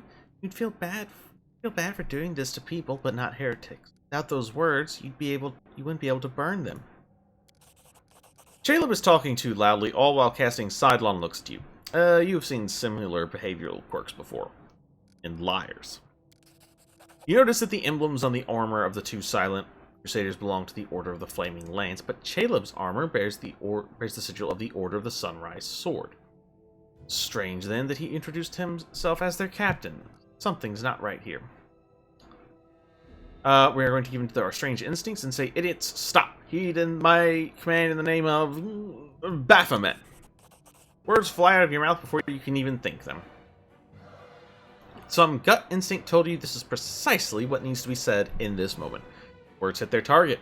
Crusaders jump in surprise and look at each other in terror. Didn't you know, mortal? We're everywhere. Sorry, couldn't have known. We'll fix it right away, sir.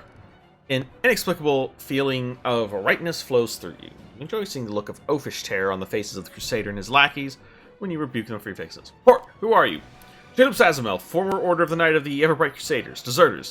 These are my two mates from playing cards. Local fences for stolen goods. Reliable men. We set an ambush and caught 4 Crusaders. We wish to join the ranks of the triumphant army of the Whirlwind. Good lads, brave fighters. We could do with more like you in the cultist ranks, then our victory would be assured. Thank you. I do my best. I must admit that the rationality of this individual should be questioned and subjected to thorough study for the purposes of establishing the existence of said rationality. What? Caleb's a Crusader's name. You, Crusader, hereby give you a name worthy of a demon. Foul Snout. Biting his lip, the bold cultist proudly thrusts out his chest. Thank you, sir. Foul Snout furrows his brow as display of minutes, trying to show his brutal determination to take on all the Crusader's forces. Stop wasting valuable fuel. You like burning books? Go rig the Grey Garrison Library. Our enemies might try to sneak in there. Step to it. There's plenty more where that came from, sir. I'll do everything you've ordered, and just as soon as those Crusaders arrive, they'll be dead meat. I'll go make sure we get making another 2 barrels of Alchemist File from the Grey Garrison storerooms. Things are gonna burn right up in there. Well, that was a comical little incident. Boop, boop, boop. Is that a masterwork? Nope, don't care. There are a lot of books scattered around here, as befits a library. We want to look at them. There are like 4 books that let us learn something like this. Cat, calm down. Oh my god. So yeah, we want those because free bonuses to anything are just good. Do not recognize this wizardy wizard. Like pick. I kind of picked this up without noting it. Magic Essence. There's some things we'll collect throughout the game that that are like magic items that have lost most of their luster. Must be a sign. Magic Essence is an ingredient that lets us repair those at a later time.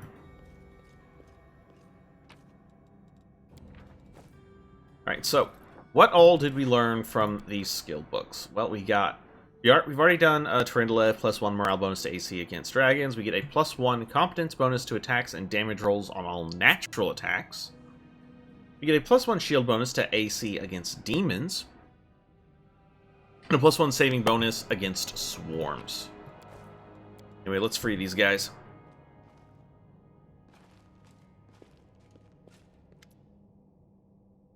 A blind elf stands before you.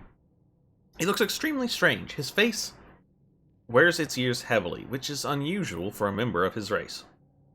Thinning gray hair, a ragged beard, sightless milky eyes, pale papery skin covered in age spots, a spine curved by the passage of time. This is not how elves typically age. The youth that graces the face of elves, even on their deathbed, has a totally abandoned this specimen. A bearded elf? How intriguing. If you please, I would like to pluck out a hair of that phenomenon manifesting on your chin. In the interests of science, of course. The old elf holds out his hand in your direction, the perennial gesture of the blind, greeting you with an unexpectedly strong and calm voice. Hello, I'm the storyteller, and I wish to thank my rescuers. It is you, if I am not mistaken. Alright, storyteller here.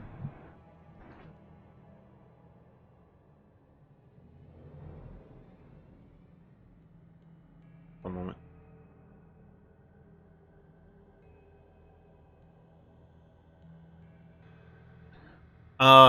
Is actually a returning character from Pathfinder Kingmaker, where he had like a minor role. He repaired some artifacts for you. He could also be used as an advisor. He's got a little bit more of a role in this game. He's got like a whole side quest that spans the whole game, and you finally learn what his deal is. Storyteller? Ha! That's the first I've heard of a venerable old-timer like that having a street name. Sometimes a person can lose their name. But Mama and Papa are gone, friends are gone, and there's nobody to ask what it was. Instead of their name, a person can pick any word that is good. Everybody has to have a name. Or do they? I don't know. Who are you? I prefer people to call me the storyteller. very accurately describes the sphere of my occupations and interests. In most of the places I have been, I am known by that name. When I was little, my mother and father used to tell me stories, but I have no one to tell me stories now. Sometimes Grandma does in my dreams, but I always forget them in the morning. Can you tell me a story? Corners of the blind elf's mouth slowly creep upward. For you, I may have a story to tell, but perhaps it is you who has a story for me. I'm taught to talk to you. Thanks for my rescue. I, of course, will render you a service in turn, whatever it may be. However, at the moment, I wish to be somewhere safer than the present surroundings. My recent adventures have fatigued me greatly. I would be grateful if you could help me to a safe shelter of some kind. Typical, you do someone a good turn instead of saying thank you, did you just ask for more help? Go easy on the old elf. He's had a rough go of it. Yeah, because we've had it so easy. Okay, so we need to talk to Claim here. Allow me to introduce myself. Brother Claim, at your service. Thank you for helping us. We thought we were doomed to perish. There's death everywhere here. Sometimes I think we're all doomed, but then death has passed us by, and we're still alive. Lon looks at Ember with sorrow in his eyes. But you're an elf. You should live hundreds of years and never worry about dying. Both girls shouldn't even know such words. When children are thrown into the middle of a war, they learn many sad things. That's why we have to win, so other boys and girls don't have to learn what we did. Who are you? They're Crusaders of the Order of the Flaming Lance. Our order dedicates itself to the pursuit of hidden knowledge and magical methods of fighting the demons. We are searching for our leader, Sister Miamir the Scholar. She spent the last few weeks here working day and night on some important research. When the demons attacked the city, we rushed here to find her, but it seems she left the city shortly before the attack began. Miamir. I don't recall that name, which means her scholarly contribution cannot have been significant, and yet her actions do intrigue me. If the opportunity arises, I would like to find out what experiments she carried out. She left in a hurry, without leaving any notes or orders. Why? I have no idea. The only thing that may serve as a clue is this book, the one she was studying. Emer's note mentions something about a stone that belonged to the Druids of Old Sarkoris. What does that mean? Stone books. The Druids of Old Sarkoris used sacred trees as books. They carved their secret knowledge on the bark. When the demons came, the Druids resorted to a dark ritual that turned the trees to stone, and the Druids themselves into undead, doomed to guard their stone library grove forever. What happened far from here in the Stone Wilds? Is it possible that's where Mimir went? Or maybe she found one of those trees somewhere nearby. I don't know. That traitor met us at the door. He seemed a faithful and passionate crusader, and we didn't suspect a thing until they attacked us from behind and knocked us out. We didn't expect such trickery. Most of our Order brethren are dead, and we were desperate to believe that this man in armor was a fellow crusader, a comrade. While we were unconscious, they removed our armor and tossed us on the pyre of books. What macabre blasphemy. Ain't it always the way? You start to think you might be able to trust a fella, and boom, he goes and stabs you in the back. You never trust anyone. If you never trust anyone, then you'll soon be a killer just like Colin. That's hardly better, is it? Ha, don't start that now. Fine, you convinced me. You can trust people. Only one in every dozen, I'd say, and not for long even then. Go to the Defender's Heart. We already know who the elf is. We've talked to the storyteller. We'll try to make this Arcana check. I don't see it happening. I can't do it. Why did you make the check? Why didn't Ninio, who has a Alright, let's get you to the Defender's Heart.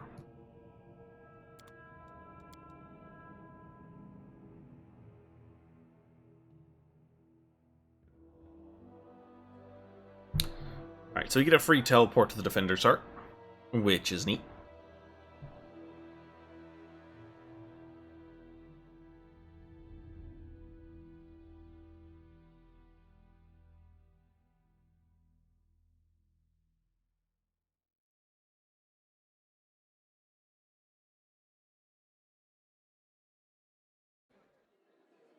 Arrest is in order. Indeed it is. Okay, so we have a cutscene right away because we need to come back here after saving the beer cart. The Defender's Heart greets you with unexpected liveliness. Beyond the walls of the tavern, the once bustling and festive city lies in ruins, but somehow none of that can be felt within these walls. The people in the room are talking, laughing, raising toasts, and even softly singing. Doesn't look like typical tavern revelry, but nor is it the grim vigilance of recent days. Sela waves to you. She is sitting at a table with the trio you previously met. The knight, the half-elf, and the red-headed halfling. Jimmy Pathfinder, come, let me properly introduce you to Ellen, Jenna, and Curl, the fearless warriors of the League of the Inspiring Cart. It was me who convinced Erebeth to use what Jenna, Curl, and Ellen found for a little party. If you look out the windows, you might think the end times have come, and the abyss has devoured us all. I thought some simple pleasures, good food, and good company could help keep the gloom at bay. Have I ever turned down merry-making and good company? Ha! Let's raise our mugs, my friends.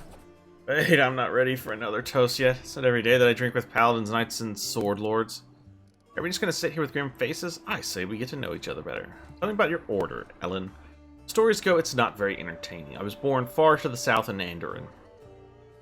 I lost my parents early, led the life of a simple mercenary, but often questioned the path I had chosen. I'm proud of my sword skills, I enjoy training and drills, and I'm not afraid of battle. Risking my life for coin, it takes a special mindset to choose that lot, with no regrets. You have to want to risk your blood. I saw too many of my friends die, and wondered if it was worth it. So in the end, I decided to choose another path. Now, if I'm going to lay down my life, at least it will be for a good cause. That's how I ended up in Mindev, a squire for the Houndhearts. It's a small order. By tradition, it never has more than 12 members, and a new member is only knighted after one of the elder dies.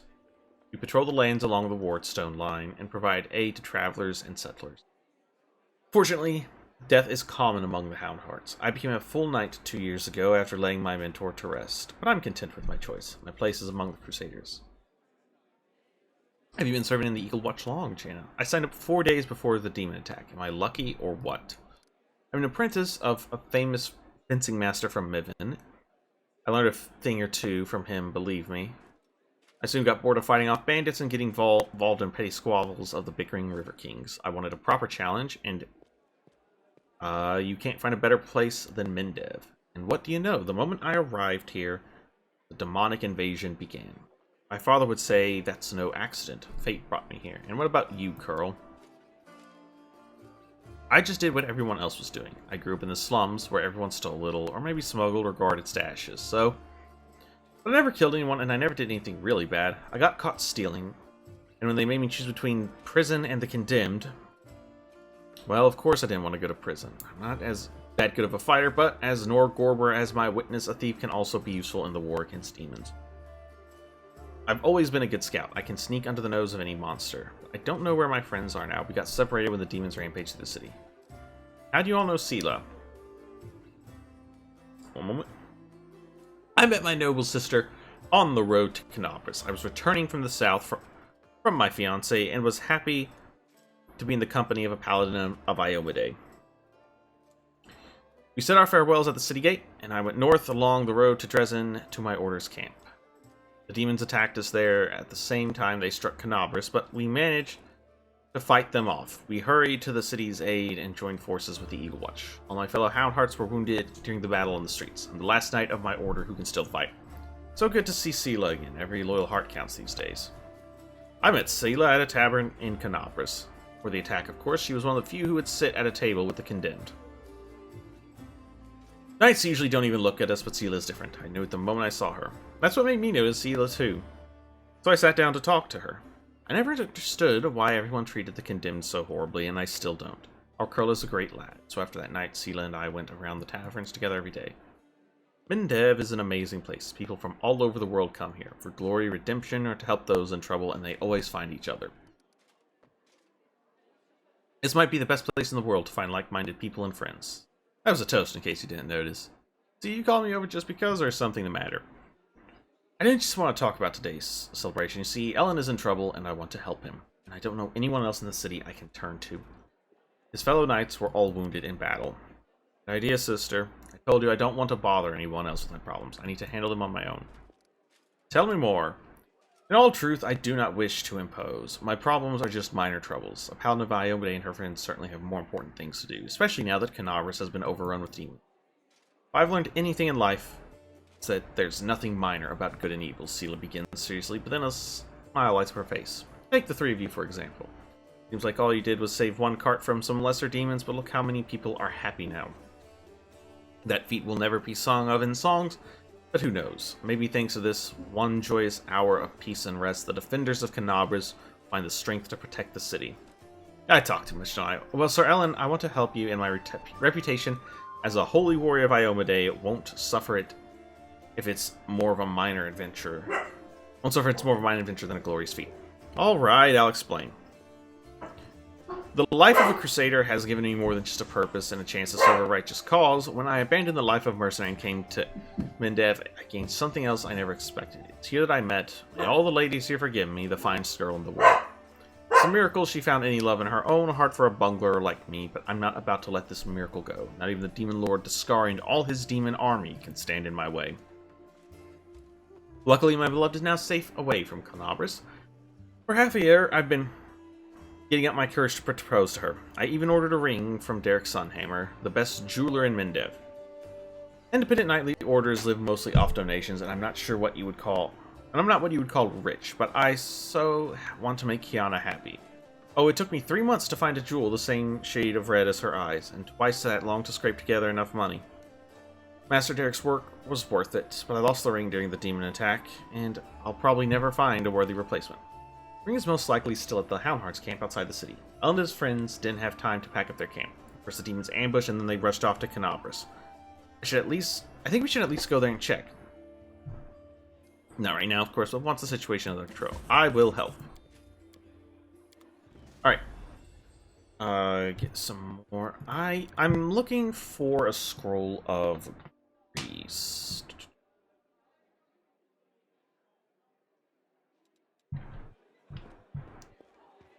We haven't talked to this Vasily Rathamos, but he's our scroll vendor.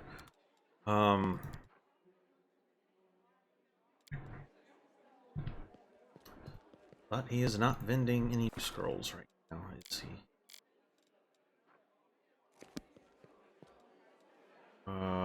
Okay. Storyteller is over here. We'll talk to him.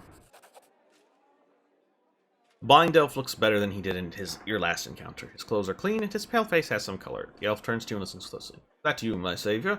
I recognized your footsteps. Determined footsteps befitting a determined person.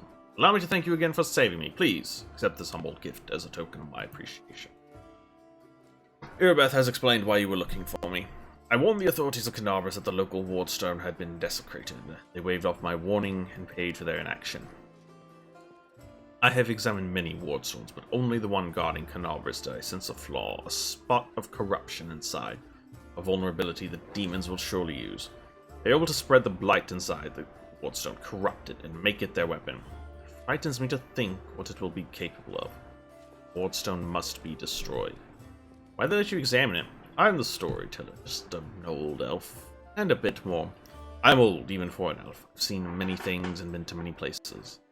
Not so long ago, I witnessed the making of a young kingdom in the Stolen Lands, led by a remarkable and promising individual. My advice on the complicated matter of conquering those lands proved useful to that leader. That would be the events of Pathfinder Kingmaker. This is not uncommon for some seek my advice or services, and I don't refuse. This is how I acquired my reputation as an old vagrant who's never hurt anyone, stayed out of other squabbles, but sometimes gave good advice.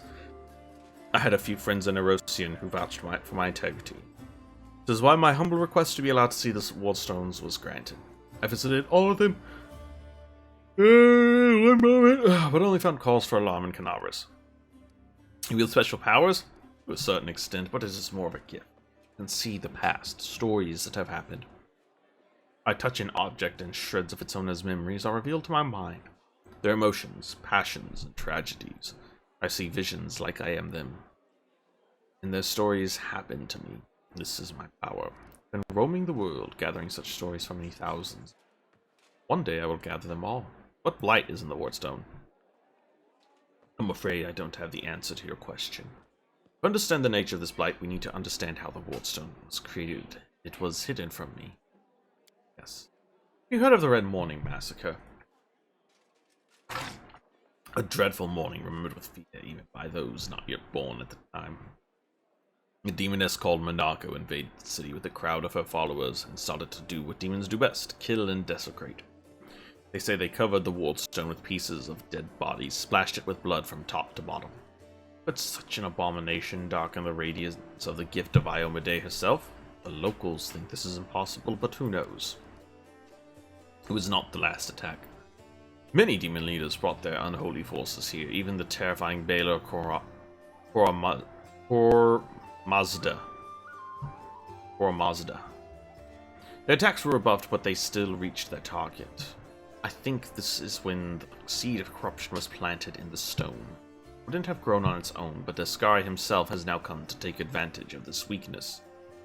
To open the abyss that has been festering for years unnoticed by the people of Canopus. The demon lord struck the blow the weakened stone gave him. Now it is in the demon's hands, and nothing is stopping them from spreading the blight through the entire stone. From it to the other stones along the whole perimeter of the world. Why did you travel to the wardstones? I tried to see their stories. The visions I had when I touched the wardstones were unclear. I saw hundreds, maybe thousands of different stories at the same time. They followed each other like flashes of lightning. It's impossible to separate them. I couldn't understand where one of them ended and the next began. In that case, you must make every possible effort to destroy the corruption. Fortunately, I don't know where to get an instrument powerful enough to banish it from the wardstone. As far as I know, there's nothing like it in the Canobras, but the demons might have something. I heard the dying roar of Terendelev, the silver dragon, the protector of the city. At the same time, I felt a wave of unfamiliar power sweep over me from head to toe. I would advise you to go to where Terendelev perished, and search there for something. I'm sorry I can't be more specific, but intuition and a strange sense of rightness tell me to be there. Oh, I found this in the square where Terendelev perished. What do you make of it? Here, I can feel strange energy emanating from this object. If you don't mind, I will examine it using my method. I'll try to see the past of its own, their emotions, shreds of their memories. Maybe it will help us better understand what we are. The storyteller touches the knife, his fingers clapping around the hilt with a hungry, masterful grip. His face contorts into an evil grimace, his voice disgustingly raspy. Hunger. My many legs bring me into the lair to my mother's feasting hall. The swollen body overfilled with food, so huge I have to look at it with all of my eyes at once. On top is a scrawny little head with a long beak that is always yearning for more food. You feel feverish in your chest, where the mysterious wound is concealed feels hot. Your mind is flooded with a wave of visions that repeat the words of the old elf. Mother greets me with a placid speech. Stupid, greedy wretch whose only achievement is my birth. A creeping, wingless creature. It's your fault I have no wing. A symbol of greatness, a birthright I should have received from my mighty father. Mother points me to a crowd of whimpering subjects, suggesting I fortify myself with their pathetic flesh. Not today. I summon my spawn and they fly to me, envelop me in a teeming cloud. Like dark buzzing wings, they unfold behind my back and lift me up. Mother has only been stronger, but she did not expect this. I dive on her and rip her limp, bloated body with my claws. Ichor splatters the bone spurs on my heels. Ichor splatters the bone spurs on my heels, sink into her flesh. Alright, I'm dropping that voice, it's hurting my throat. I clench her pitiful tiny head and tear it off alongside with the shreds of meat. Victory. I am the strongest. I am the son of my winged father. Appalling. Stories like that are the most difficult ones to keep with me. Does the knife belong to a demon? The storyteller opens his mouth to answer, but a sudden spasm crosses his face. A new vision, a much stronger one, engulfs the old elf. The malevolent undertones vanish from his voice as it grows turned and tired. Even looking at the wardstone is difficult. Despite the corruption nesting in it, it still has an aura of strength. Your fingers clutch the stone hilt so tight it hurts. A little spot on the flawless surface of the wardstone draws your attention. It looks like a butterfly. corruption in the guise of something utterly harmless. It will grow. You swing and stab the butterfly with the knife as hard as you can. Your fingers cramp painfully. A howl invades your ears. Light. White light everywhere. Stone knife falls from the old elf's hands. Out of breath, he drops to his knees. He is trembling, the terror on his face so unlike his usual dignified manner. What was that? Not the past. That was something that is yet to happen. Or rather might happen? One of the roads to the future. One of the possible futures. This item will help you to cleanse the ward stone or to destroy it. You feel a longing to take the stone chisel and plunge it into your chest, right into the wound that has opened up in it. It is hard to resist this feeling, but at the last moment your self-preservation instinct takes over and you manage to keep control of your own hands. Never before has something like this happened to me. But how? I'm not an oracle or a prophet, or is this another riddle from the past that has caught up with me? I must find out. Seeing stories that have happened is one thing, but seeing stories that are yet to happen... I don't know why this is happening now, but there's one thing I'm sure of. This is not a coincidence. This is a sign of coming changes. Great tempting. Changes. I shared your vision, and this knife tempted me. Do you see what I saw? This has never happened before. Could it be the magic of the object that you brought me? I sense dark energies in it that can cloud and charm the mind. Careful with this item. It may have tried to influence you, but you managed to overcome its power and subdue it. Perhaps something else happened to us, something we don't yet understand. Can you see the future? I don't know. Obviously I can. Nothing like this has ever happened to me before. The future never opened its doors to me before I met you. Who are you, and why have our paths crossed? I feel this is not a coincidence. Something momentous is happening. Something is pushing us towards something. But what? Questions without answers. I swear this morning I couldn't have imagined what awaited me. It's the knife that gives you the power? The knife is a powerful artifact, but I feel that its power is of a different nature. Oh, I felt the same as I do when I tell the past. This is my gift, but manifested in a completely abnormal way. No, is what you saw destined to happen? No.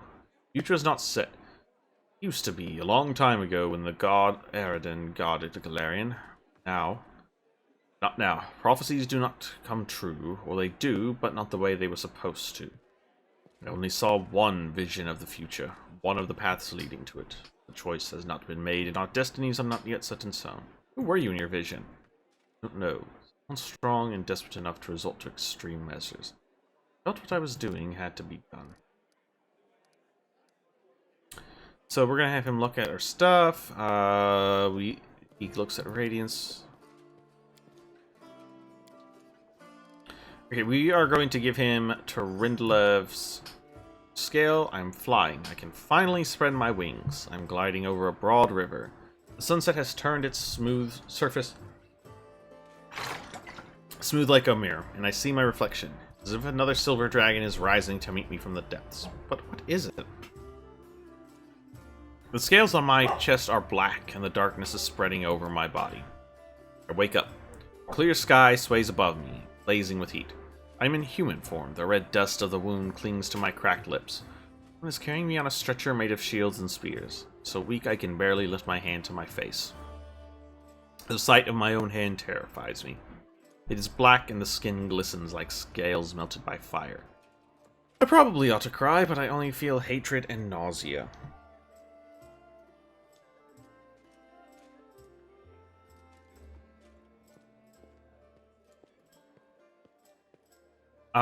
All these people around me, out of sympathy for them, did I choose to leave the mountains. I gave up my flights over rivers. I went to the demon's lair. They don't have a scratch on them, but I'm infected with foulness. It's not fair. My life is more precious than their pathetic existence. Oh, how I hate them in this moment. Then I suddenly feel shame. Oh no, these are not my thoughts. The Crusaders carrying me are my good friends. I'm glad they did not suffer. I hate them and myself so much. Pain and hatred pierce me all at once. It's all because of them. All because of them. Someone walking beside me touches me. Talks to me. The only thing I hear is, your mentor. He will come. Help, and I lose conscience. Such hatred from Tarindalev? Tarindalev has come a long way. The unit was ambushed by demons once. He was infected with foulness. The Trinidad you met in Canavers has gone through many trials and regained her former purity.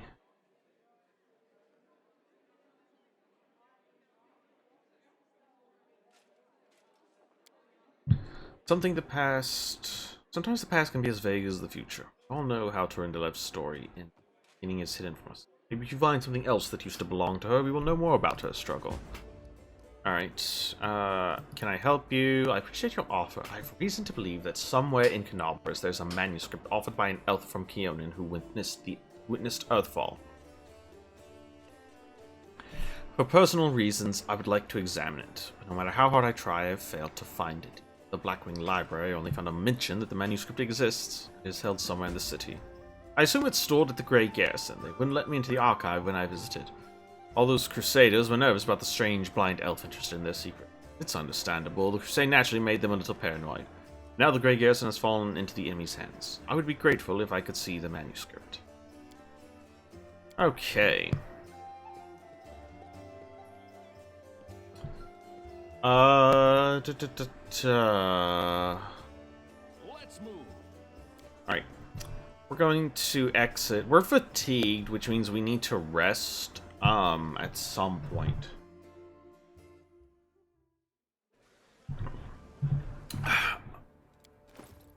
Okay, yeah.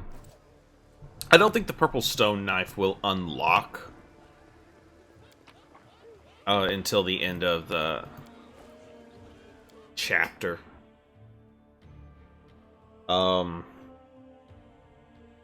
Because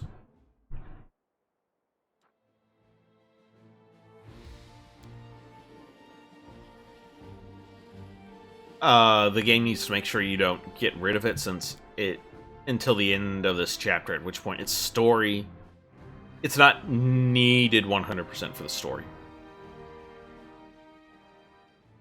Alright, I'm going to make a quick save. Yeah, alright.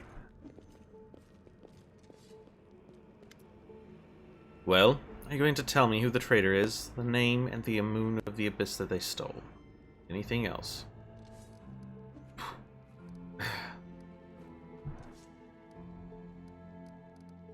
Alright, we're going to take a look at the suspects. The tieflings are tense and ready to reach for their weapons. The only redheads are Melrune and Doffy. The dark-skinned tieflings are Varnir, Dofi, and Melrune. Dofi, Melrune, and Tavi have straight horns, but Tavi is female. Only Varnir and Melrune have green cloaks. So, Melrune's the only one that hits all of the descriptors. You'll pay for this. Votiel and Hepsamir will get you in the end.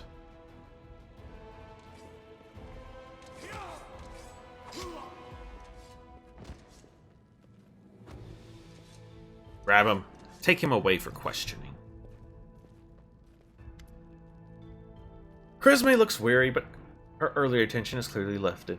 He confessed. Someone connected to the cult of Baphomet ordered him to steal the Moon of the Abyss, and the best idea he could come up with was to drag us into it.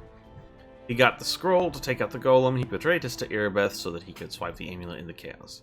Thought we'd get nicked and he'd slink off to meet up with his customer. Got the Moon of the Abyss? Let me look at it one more time. My whole life I've dreamt of holding it in my hands, if only for a second. Said when he got to the window display, the moon was gone. He's lying, of course. He had time to hand off the moon, and he had time to hand off the moon to the person who ordered it. Voltus and I don't really give a toss. I'm just glad we got to the bottom of this. What are you going to do now? Clear out of this place. The sooner the better. The city is dying, and I don't want to die with it. What are you going to do with the trader? I'll be sent to visit his distant relatives on their farm. To think about what he did. More questions? I've never been to a farm. I imagine it's really pretty. Fields and apple trees and chickens. Poor Ember, she's too innocent for this world. Resme gives Ember a sideways glance. Yeah, sure. Chickens. Sister, forgot something? What now? You should be happy to be alive. An apology. You promised to apologize to me loudly in front of everyone. We're alone now, but I still want to hear it. Well, that. So, sorry, I suppose, for being wrong about you this time. Don't think that just because you didn't act like a jerk this one time that it cancels out the rest of your record. I know all about you. Till next time, Woljeff. Okay, we succeeded by saying that was a pathetic apology. Alright, fine. I'm sorry, Woljif. Part on good terms. Let's see if we can make this one. Now apologize to me as well. When you falsely accuse my ally, you accuse me too. Ooh, we actually succeeded. I don't usually succeed on this check.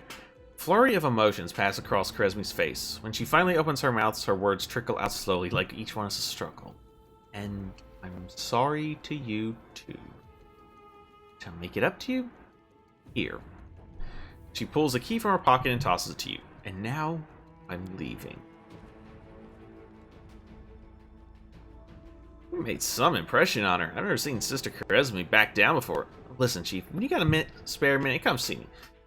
I have something I want to discuss with you. But for now, let's get out of here. I like sitting below ground when the building above us is ready to crash down on our head.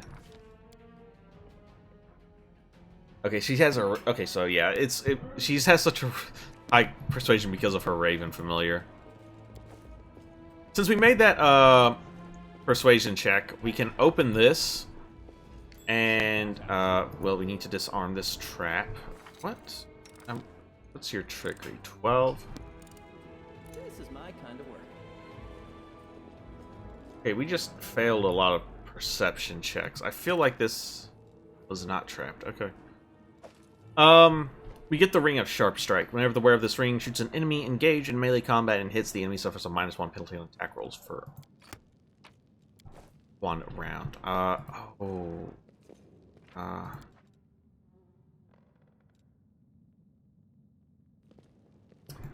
would like to be able to re-roll my perceptions. There's a door here. There's a hidden door here. Damn it. Oh well. We can always come back.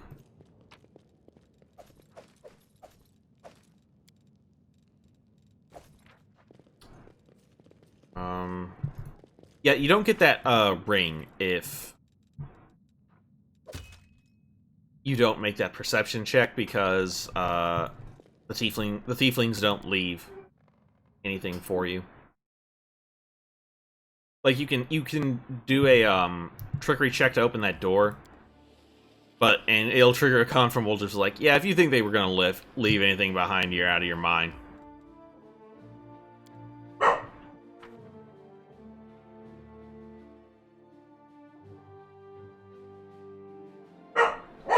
Yep. We hear you, buddy.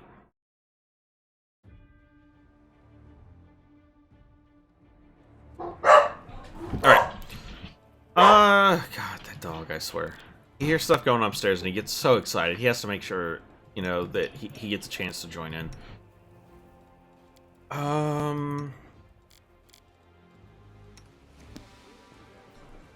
Let's make sure... Okay. Alright. We're gonna go ahead and rest since everybody is fatigued at the moment. Hey ho, the dairy-o with his cheeks aflame and his juice down low. I can't get that tune out of my head. Damn tavern songs.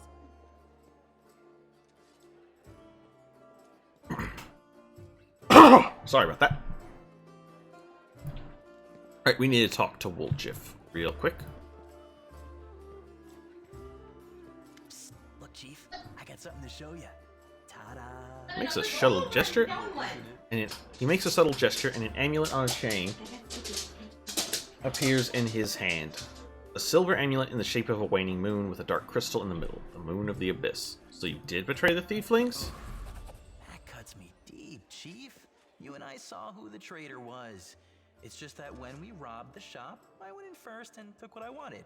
Nothing wrong with that. Fair enough. Although, of course, I did think about hiding the moon and just taking myself off somewhere warm when all this blows over. But only because I want to see the world. Is it a crime to want to travel? Huh? Is that what counts for treachery these days? Did you really have it this whole time? Night, Chief. Melround didn't even set eyes on it. While he was dealing with the golem, I sneaked past them, and that was that. You've been searched by guards. How did you manage to hide it? Thieves have their ways. And why is this so important? Really not remember it? Oh, I thought you would appreciate it. It's from the old man Fileman, the owner of the Ancient Trees and Wonders shop. It's the pride of his collection. Why didn't you? Moon of the Abyss, an amulet with a rare crystal crafted by an unknown maker. When I think of how much this thing is worth, it makes my head spin. Why didn't you just give it to Charisme? What? So she would slay me right away, you mean? You saw how antsy she was over Canabras and all this. So I did it. I took the Moon of the Abyss. But I didn't go to Erebeth. And Big Sister wouldn't hear my explanations. She doesn't have the time. I even thought I'd hide the moon somewhere, and then when all the noise had died down, I'd go get it and make a run for it. I'm sick of the thieflings. And they never appreciated me anyway. Why did you steal it when you wouldn't have been able to sell it? Why, he asks? It's expensive. Pretty. And you know, it's my amulet, actually. Not meaning I stole it, but I mean, this is my inheritance. My grandma and I were poor. All we had was a jewelry box with the moon in it. She used to store it under the floor in the basement, and she'd take it out sometimes just to look at it. She was always nicer when she had a few drinks in her. So oh dear. then. One time I asked where she got it from, and she said it was from a demon. You know, the demon who was my grandfather. He said the moon was to be passed down. My mom was good for nothing and nobody, so that's why Grandma decided to keep the amulet for me. She used to say it would be mine when I grew up. Uh-huh. Well, we see how that turns out. I couldn't wait until I grew up. She squandered my inheritance when she became a drunk. Took it to Fileman's shop and pawned it. He gave her some coppers for it, and she didn't even haggle. Just grabbed them and ran back to the tavern before last orders. Woof. I've been going to Fileman's to look at the moon ever since I was a kid. He chased me away, but I just kept going back, so eventually he gave up. He didn't skimp on security. The place was like a fortress, so he wasn't worried about a street rat like me pinching anything. Even when I got more skilled, I couldn't get any closer to it. One day, I had no one to go with. Another day, there were only oafs who'd never stolen anything more than a church donation box. But when Charisme had planned everything out, I realized I had a chance to get the moon and move away from here. Maybe to Garen. I hear it's warmer there. I've stayed with the family for too long. That's your business, not mine. Guys, friends, it's all a load of crap. Life brings us together, forces us to make plans, do whatever it is we do, but it's a safe bet that this ain't forever.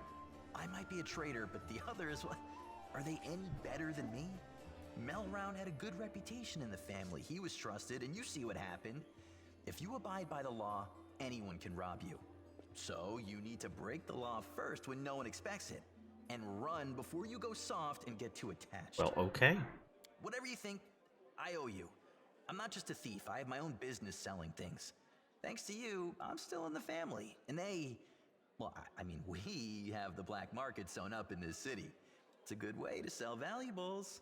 So, if you need anything, a scroll or something, just say the word. I have a little portal to our people in Nerosian. You put a note there, and you get what you need.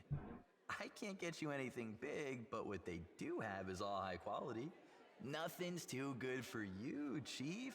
What's mine is yours. For a price, of course. Alright, so now that we have finished Wolger's Quest, we can say...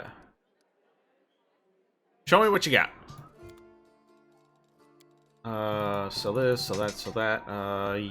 Yeah, I'm fine selling Decimation. Don't need that either. Don't need either of those. We do want to hold on to Radiance.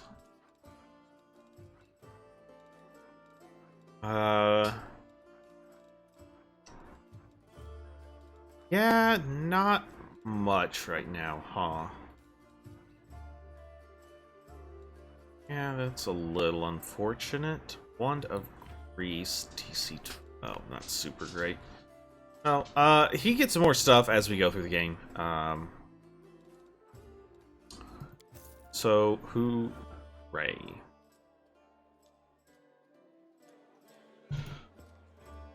Alright, we have napped, we have talked to Woljif. Alright, we're ready to head back out into the city.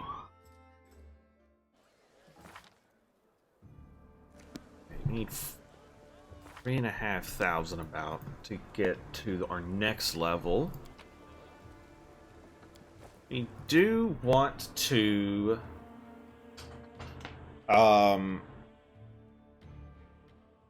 get to level 5 before we head to the Great Garrison.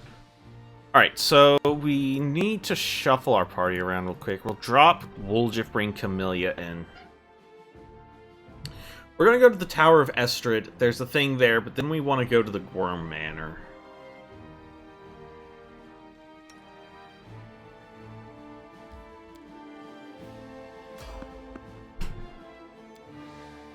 I forgot to set up to put whatever, it's fine. I will fight. Strike with all your might. I'll cut you wide open. Endure this. Good work, Lon. You should have listened to reason. Surrender or else. We do it. Okay, well that was easy peasy. Alright, also I've changed my mind about the party makeup we're gonna go with.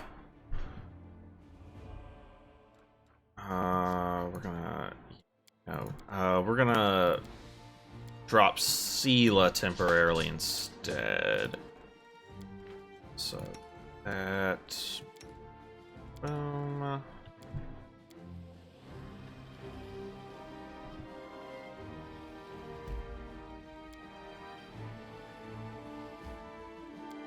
All right.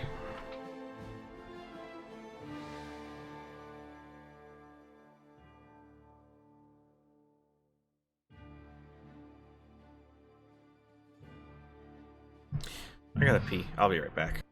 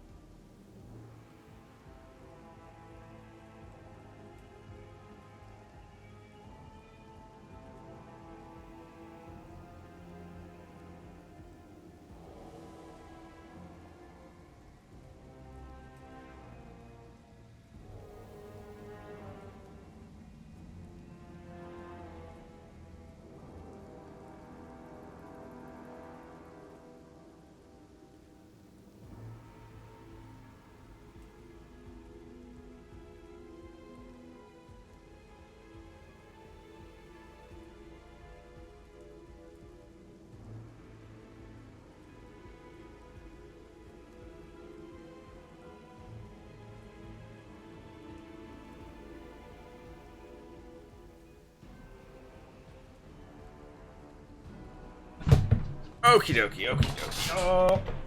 Oh no. Oh no. Oh no. I'm fine. Don't worry about it. Right as we move up a little here. Suddenly, Canabras burns the city that should never have fallen. Fate shows no mercy.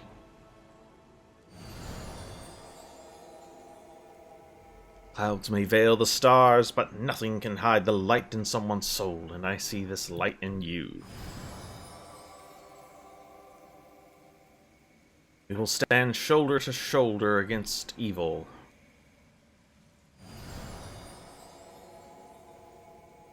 I hear the echo of a familiar voice. I feel the warmth of my kindred flame. My brother, we will help you.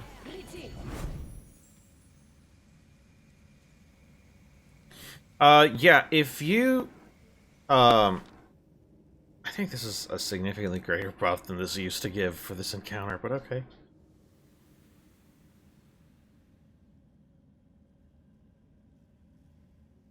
Cool. I would prefer resistance to fire.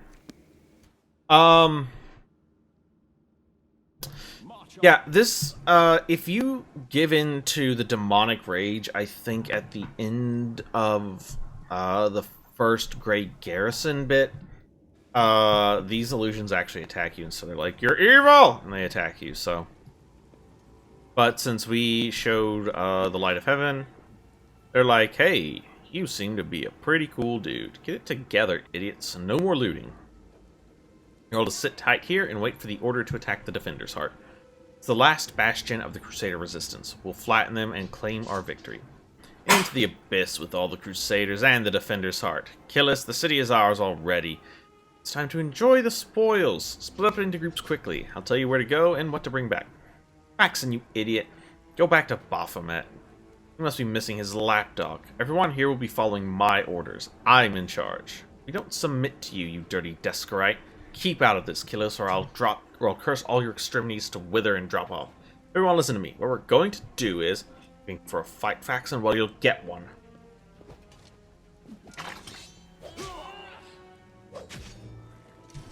Well, we have a winner. Had enough worm. I'm in charge here. Killis is the strongest. No looting, only slaughter. We're going to sit here and wait for the command to fall. But for the command to attack, the defender's heart will fall. I'd stay away from there right now.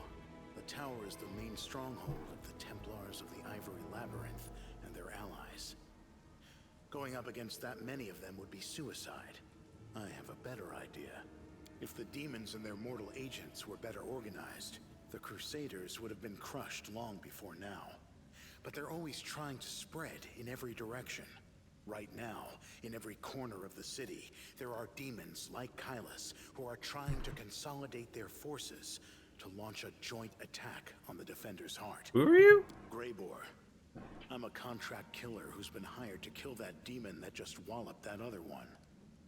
I've tracked him all the way here, and was planning to kill him when that crowd showed up, so I had to pull back. So what do you suggest? Don't even think about trying to take them all on single-handed. You'll be mincemeat. Better to warn the Crusaders in the Defender's heart that the demons are planning to attack. And later, once the attackers have been taken care of, it'll be much easier to sweep through this tower and eliminate the Defenders left behind. I don't like your plan. It sucks. I'm gonna fight him. Like when dueling with rapiers. One doesn't lunge, but waits for the opponent to strike and leave themselves open. Yeah, exactly like that. Greybor's eyebrows shoot up as though he wasn't expecting to hear such words from the delicate young lady. Or like in cards, wait for your opponent to play his hand, and then dive under the table, grab the pot, and run. Hey, you think I can't handle this out here now? Got to then, but the time you're finished, they'll be dead. The dwarf arches his eyebrows skeptically, but doesn't comment on your bravado. You can attack them together. Desire to die today. I hope you... You're so sad. Please take care. What are you doing here, girl? This is no place for people like you. Go. Hide somewhere safe. Okie dokie. A ghost So... human enter a tavern. What'll it be, Lan? The bartender asks. Damn it, Lane. Okay, so... Weapons ready. There's a higher mobility. Okay, no. Lon, you can unstealth. I'm here. Alright. That's what I do. Watch and learn. Alright, so... we need to first sneaky sneak over here. Pretty good, aren't I? Alright, we are still sneaky sneaking. Yeah, it looks like we're still sneaky sneaking. You have an athletics of 0, so actually you pull back. Lon has 9, so now you sneaky sneak. And you're gonna give this column a big ol' shove.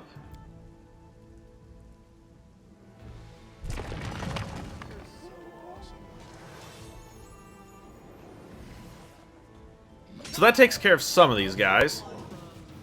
Yeah, Greyboard runs in, kills one of the scariest guys. I have no idea where this guy's going. Okay. Well, that's fine.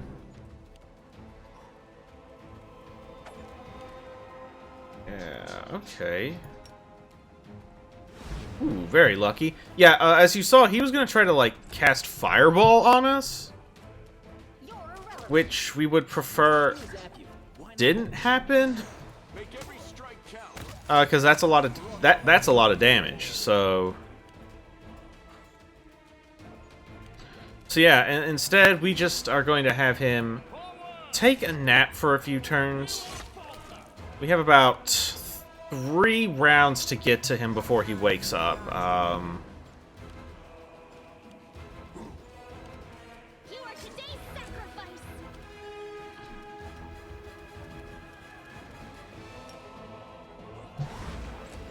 And we do want to get to him because distract them from me.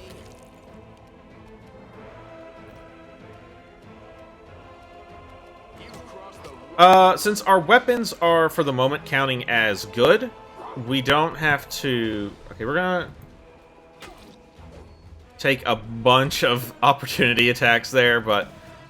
Yeah, we trusted our...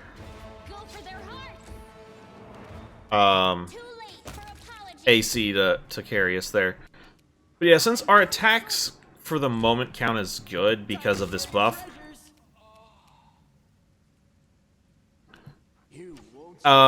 even though our weapons aren't cold iron,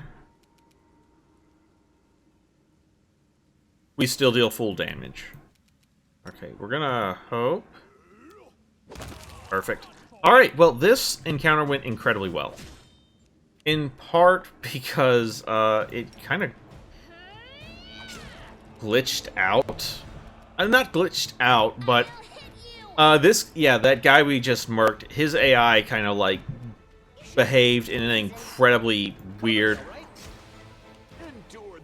way.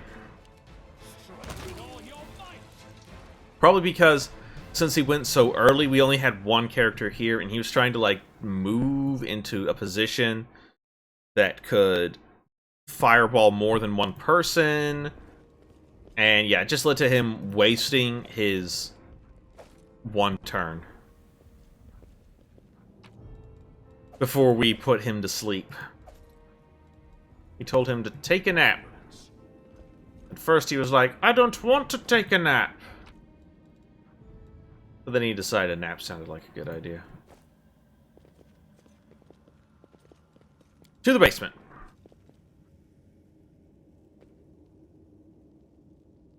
So yeah, that went incredibly well. We only took 7 damage total. Kind of unusual, but I gave it a thumbs up. Anyway, we missed a cultist. Hey, who are you? Praise Baphomet. What are you doing here? Did Faxon send you? I heard a noise outside, but I was busy making a list of relics. Did something happen? Who are you? I am Telmer, the scribe and senior aide to Lord Xanathir the Plagued One. And do forgive me, but Faxon has been assigned to this command, has he not? Where is he? What are you doing here? I'm compiling a list of valuable Crusader artifacts. Lord Xanathir has ordered that everything of use should be transported from Canabras and saved from the looting and destruction. We chose the museum as the place to collect and sort through the trophies. Unfortunately, the local thieves have proved even quicker off the mark than the demons. They ransacked the museum in the first few hours of the assault, but there are some objects of interest among the exhibits they left behind. The museum custodian's been kind enough to advise me on those. But where's Faxon? Ah, finest thieves in Mendev. Turn your back and everything that isn't nailed down to the floor will be gone when you turn around again. Humans have no chance against them. Masters of our trade, we are. Where's the custodian? Over in the gallery. I just deceived him. I told him I was a crusader. It wasn't difficult. The old geezer's on mine. So tell me, where's Faxon? Alright, well, get your hands off the crusader relics. The half-elf leaps back nimbly, pulling a sheaf of paper from his bag as he goes. No!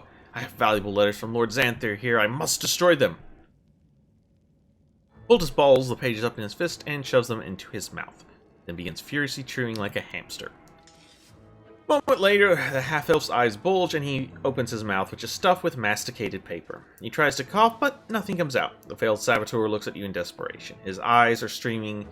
His face is growing paler by the second, and he falls to his knees. A strangled wheeze emerges from behind the wad of wet paper. His expressions veer from the hilarious to the grotesque as he signals to you for help. No, I want to read what it says! Want some salt or pepper with that? Now, I've never tried eating paper myself, but a little seasoning goes a long way, whatever the meal. It will help the poor wretch. I don't care if those pages contain the innermost secrets of Baphomet himself. I am not touching them.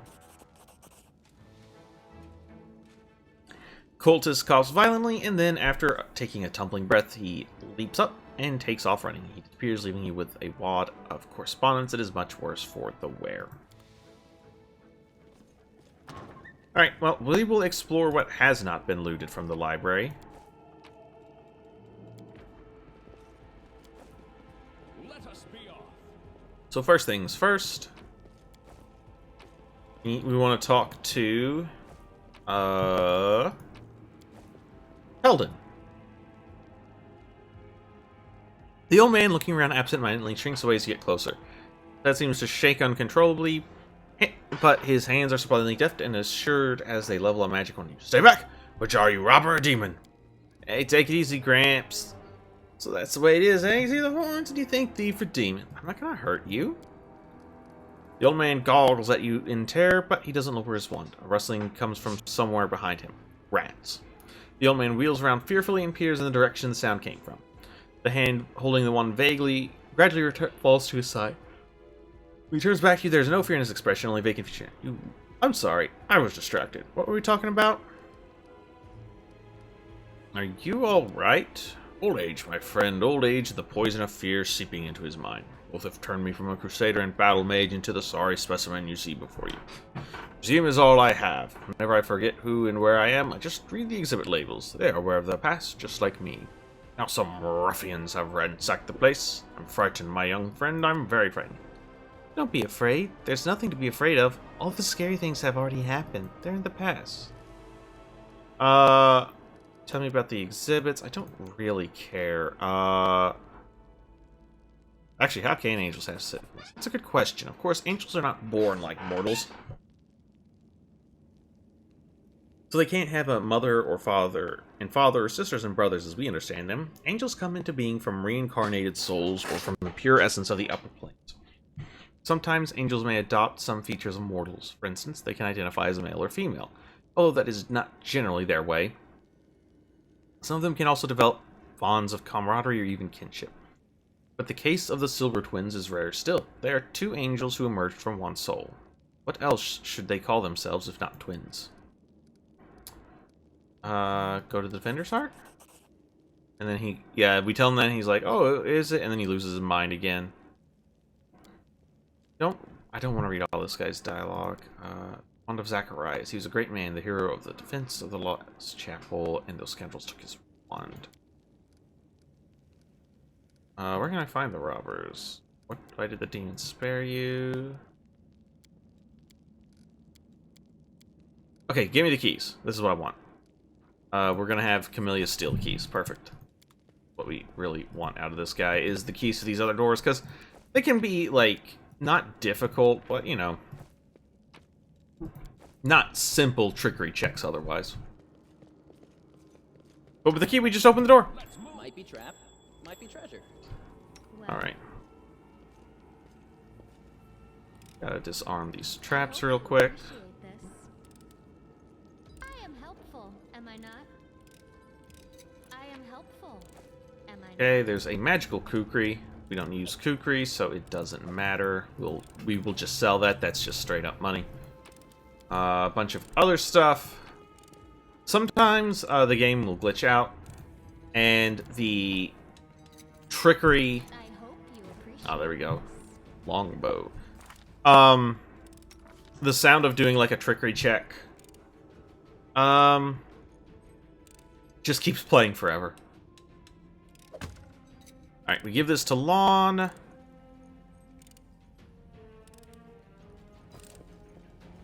So that's good. We got another magical essence. That's good.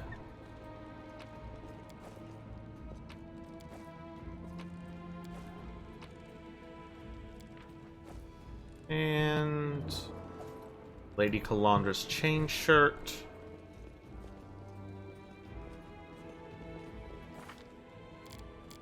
It's a +2 chain shirt. Like if we put this on Camellia, yeah, this is basically just it's got a fancy name. It's just a +2 mithril chain shirt. Granted, a +2 mithril chain shirt is pretty good.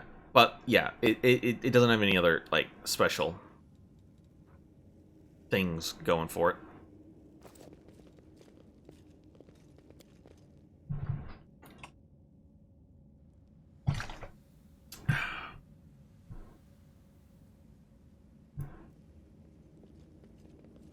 Alright, well that does it for the Tower of Estrid.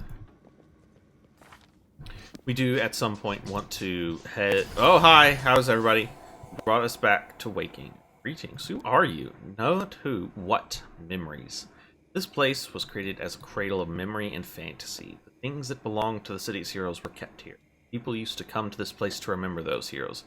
Myself and others are living memories. You woke us, so here we are. Lots of things seem silent only until you care to listen to them. Like here, someone's memory has awoken to reveal itself to us. The memories of who? Of all the heroes the city wished to immortalize. Go, touch a memory, see how they remembered us. After all, this place was created so that our names would never disappear into the mists of history. Used to be a place like this near Neathholm. Quiet, calm, just a walk among the plinths and pedestals wondering, the people who founded this place, what was driving them? Thinking about future generations, how to pass down their wisdom and show the right path? Thinking of themselves, trying to keep their names and deeds alive. But then the ceiling collapsed and that place didn't exist anymore, so my question was moot. You helped me. I sensed something in you, as if you are close to me somehow, like we stood shoulder to shoulder once in the face of evil and that we must do so again. I sense that light dwells within you. Very recently you were threatened by a powerful demon and dark bloodlust tried to enslave your soul, but you opposed it and held fast. Continue to follow the path of light, and other righteous souls will aid you as well. Farewell, Vision.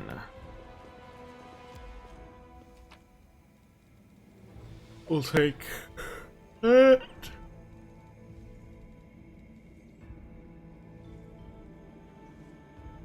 Yeah, we'll destroy the uncollected loot, that's fine.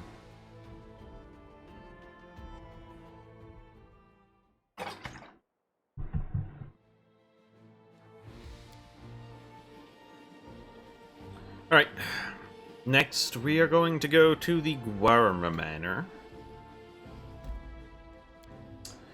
Take care of this quest. But that'll be some other time, because I am calling it quits for the day.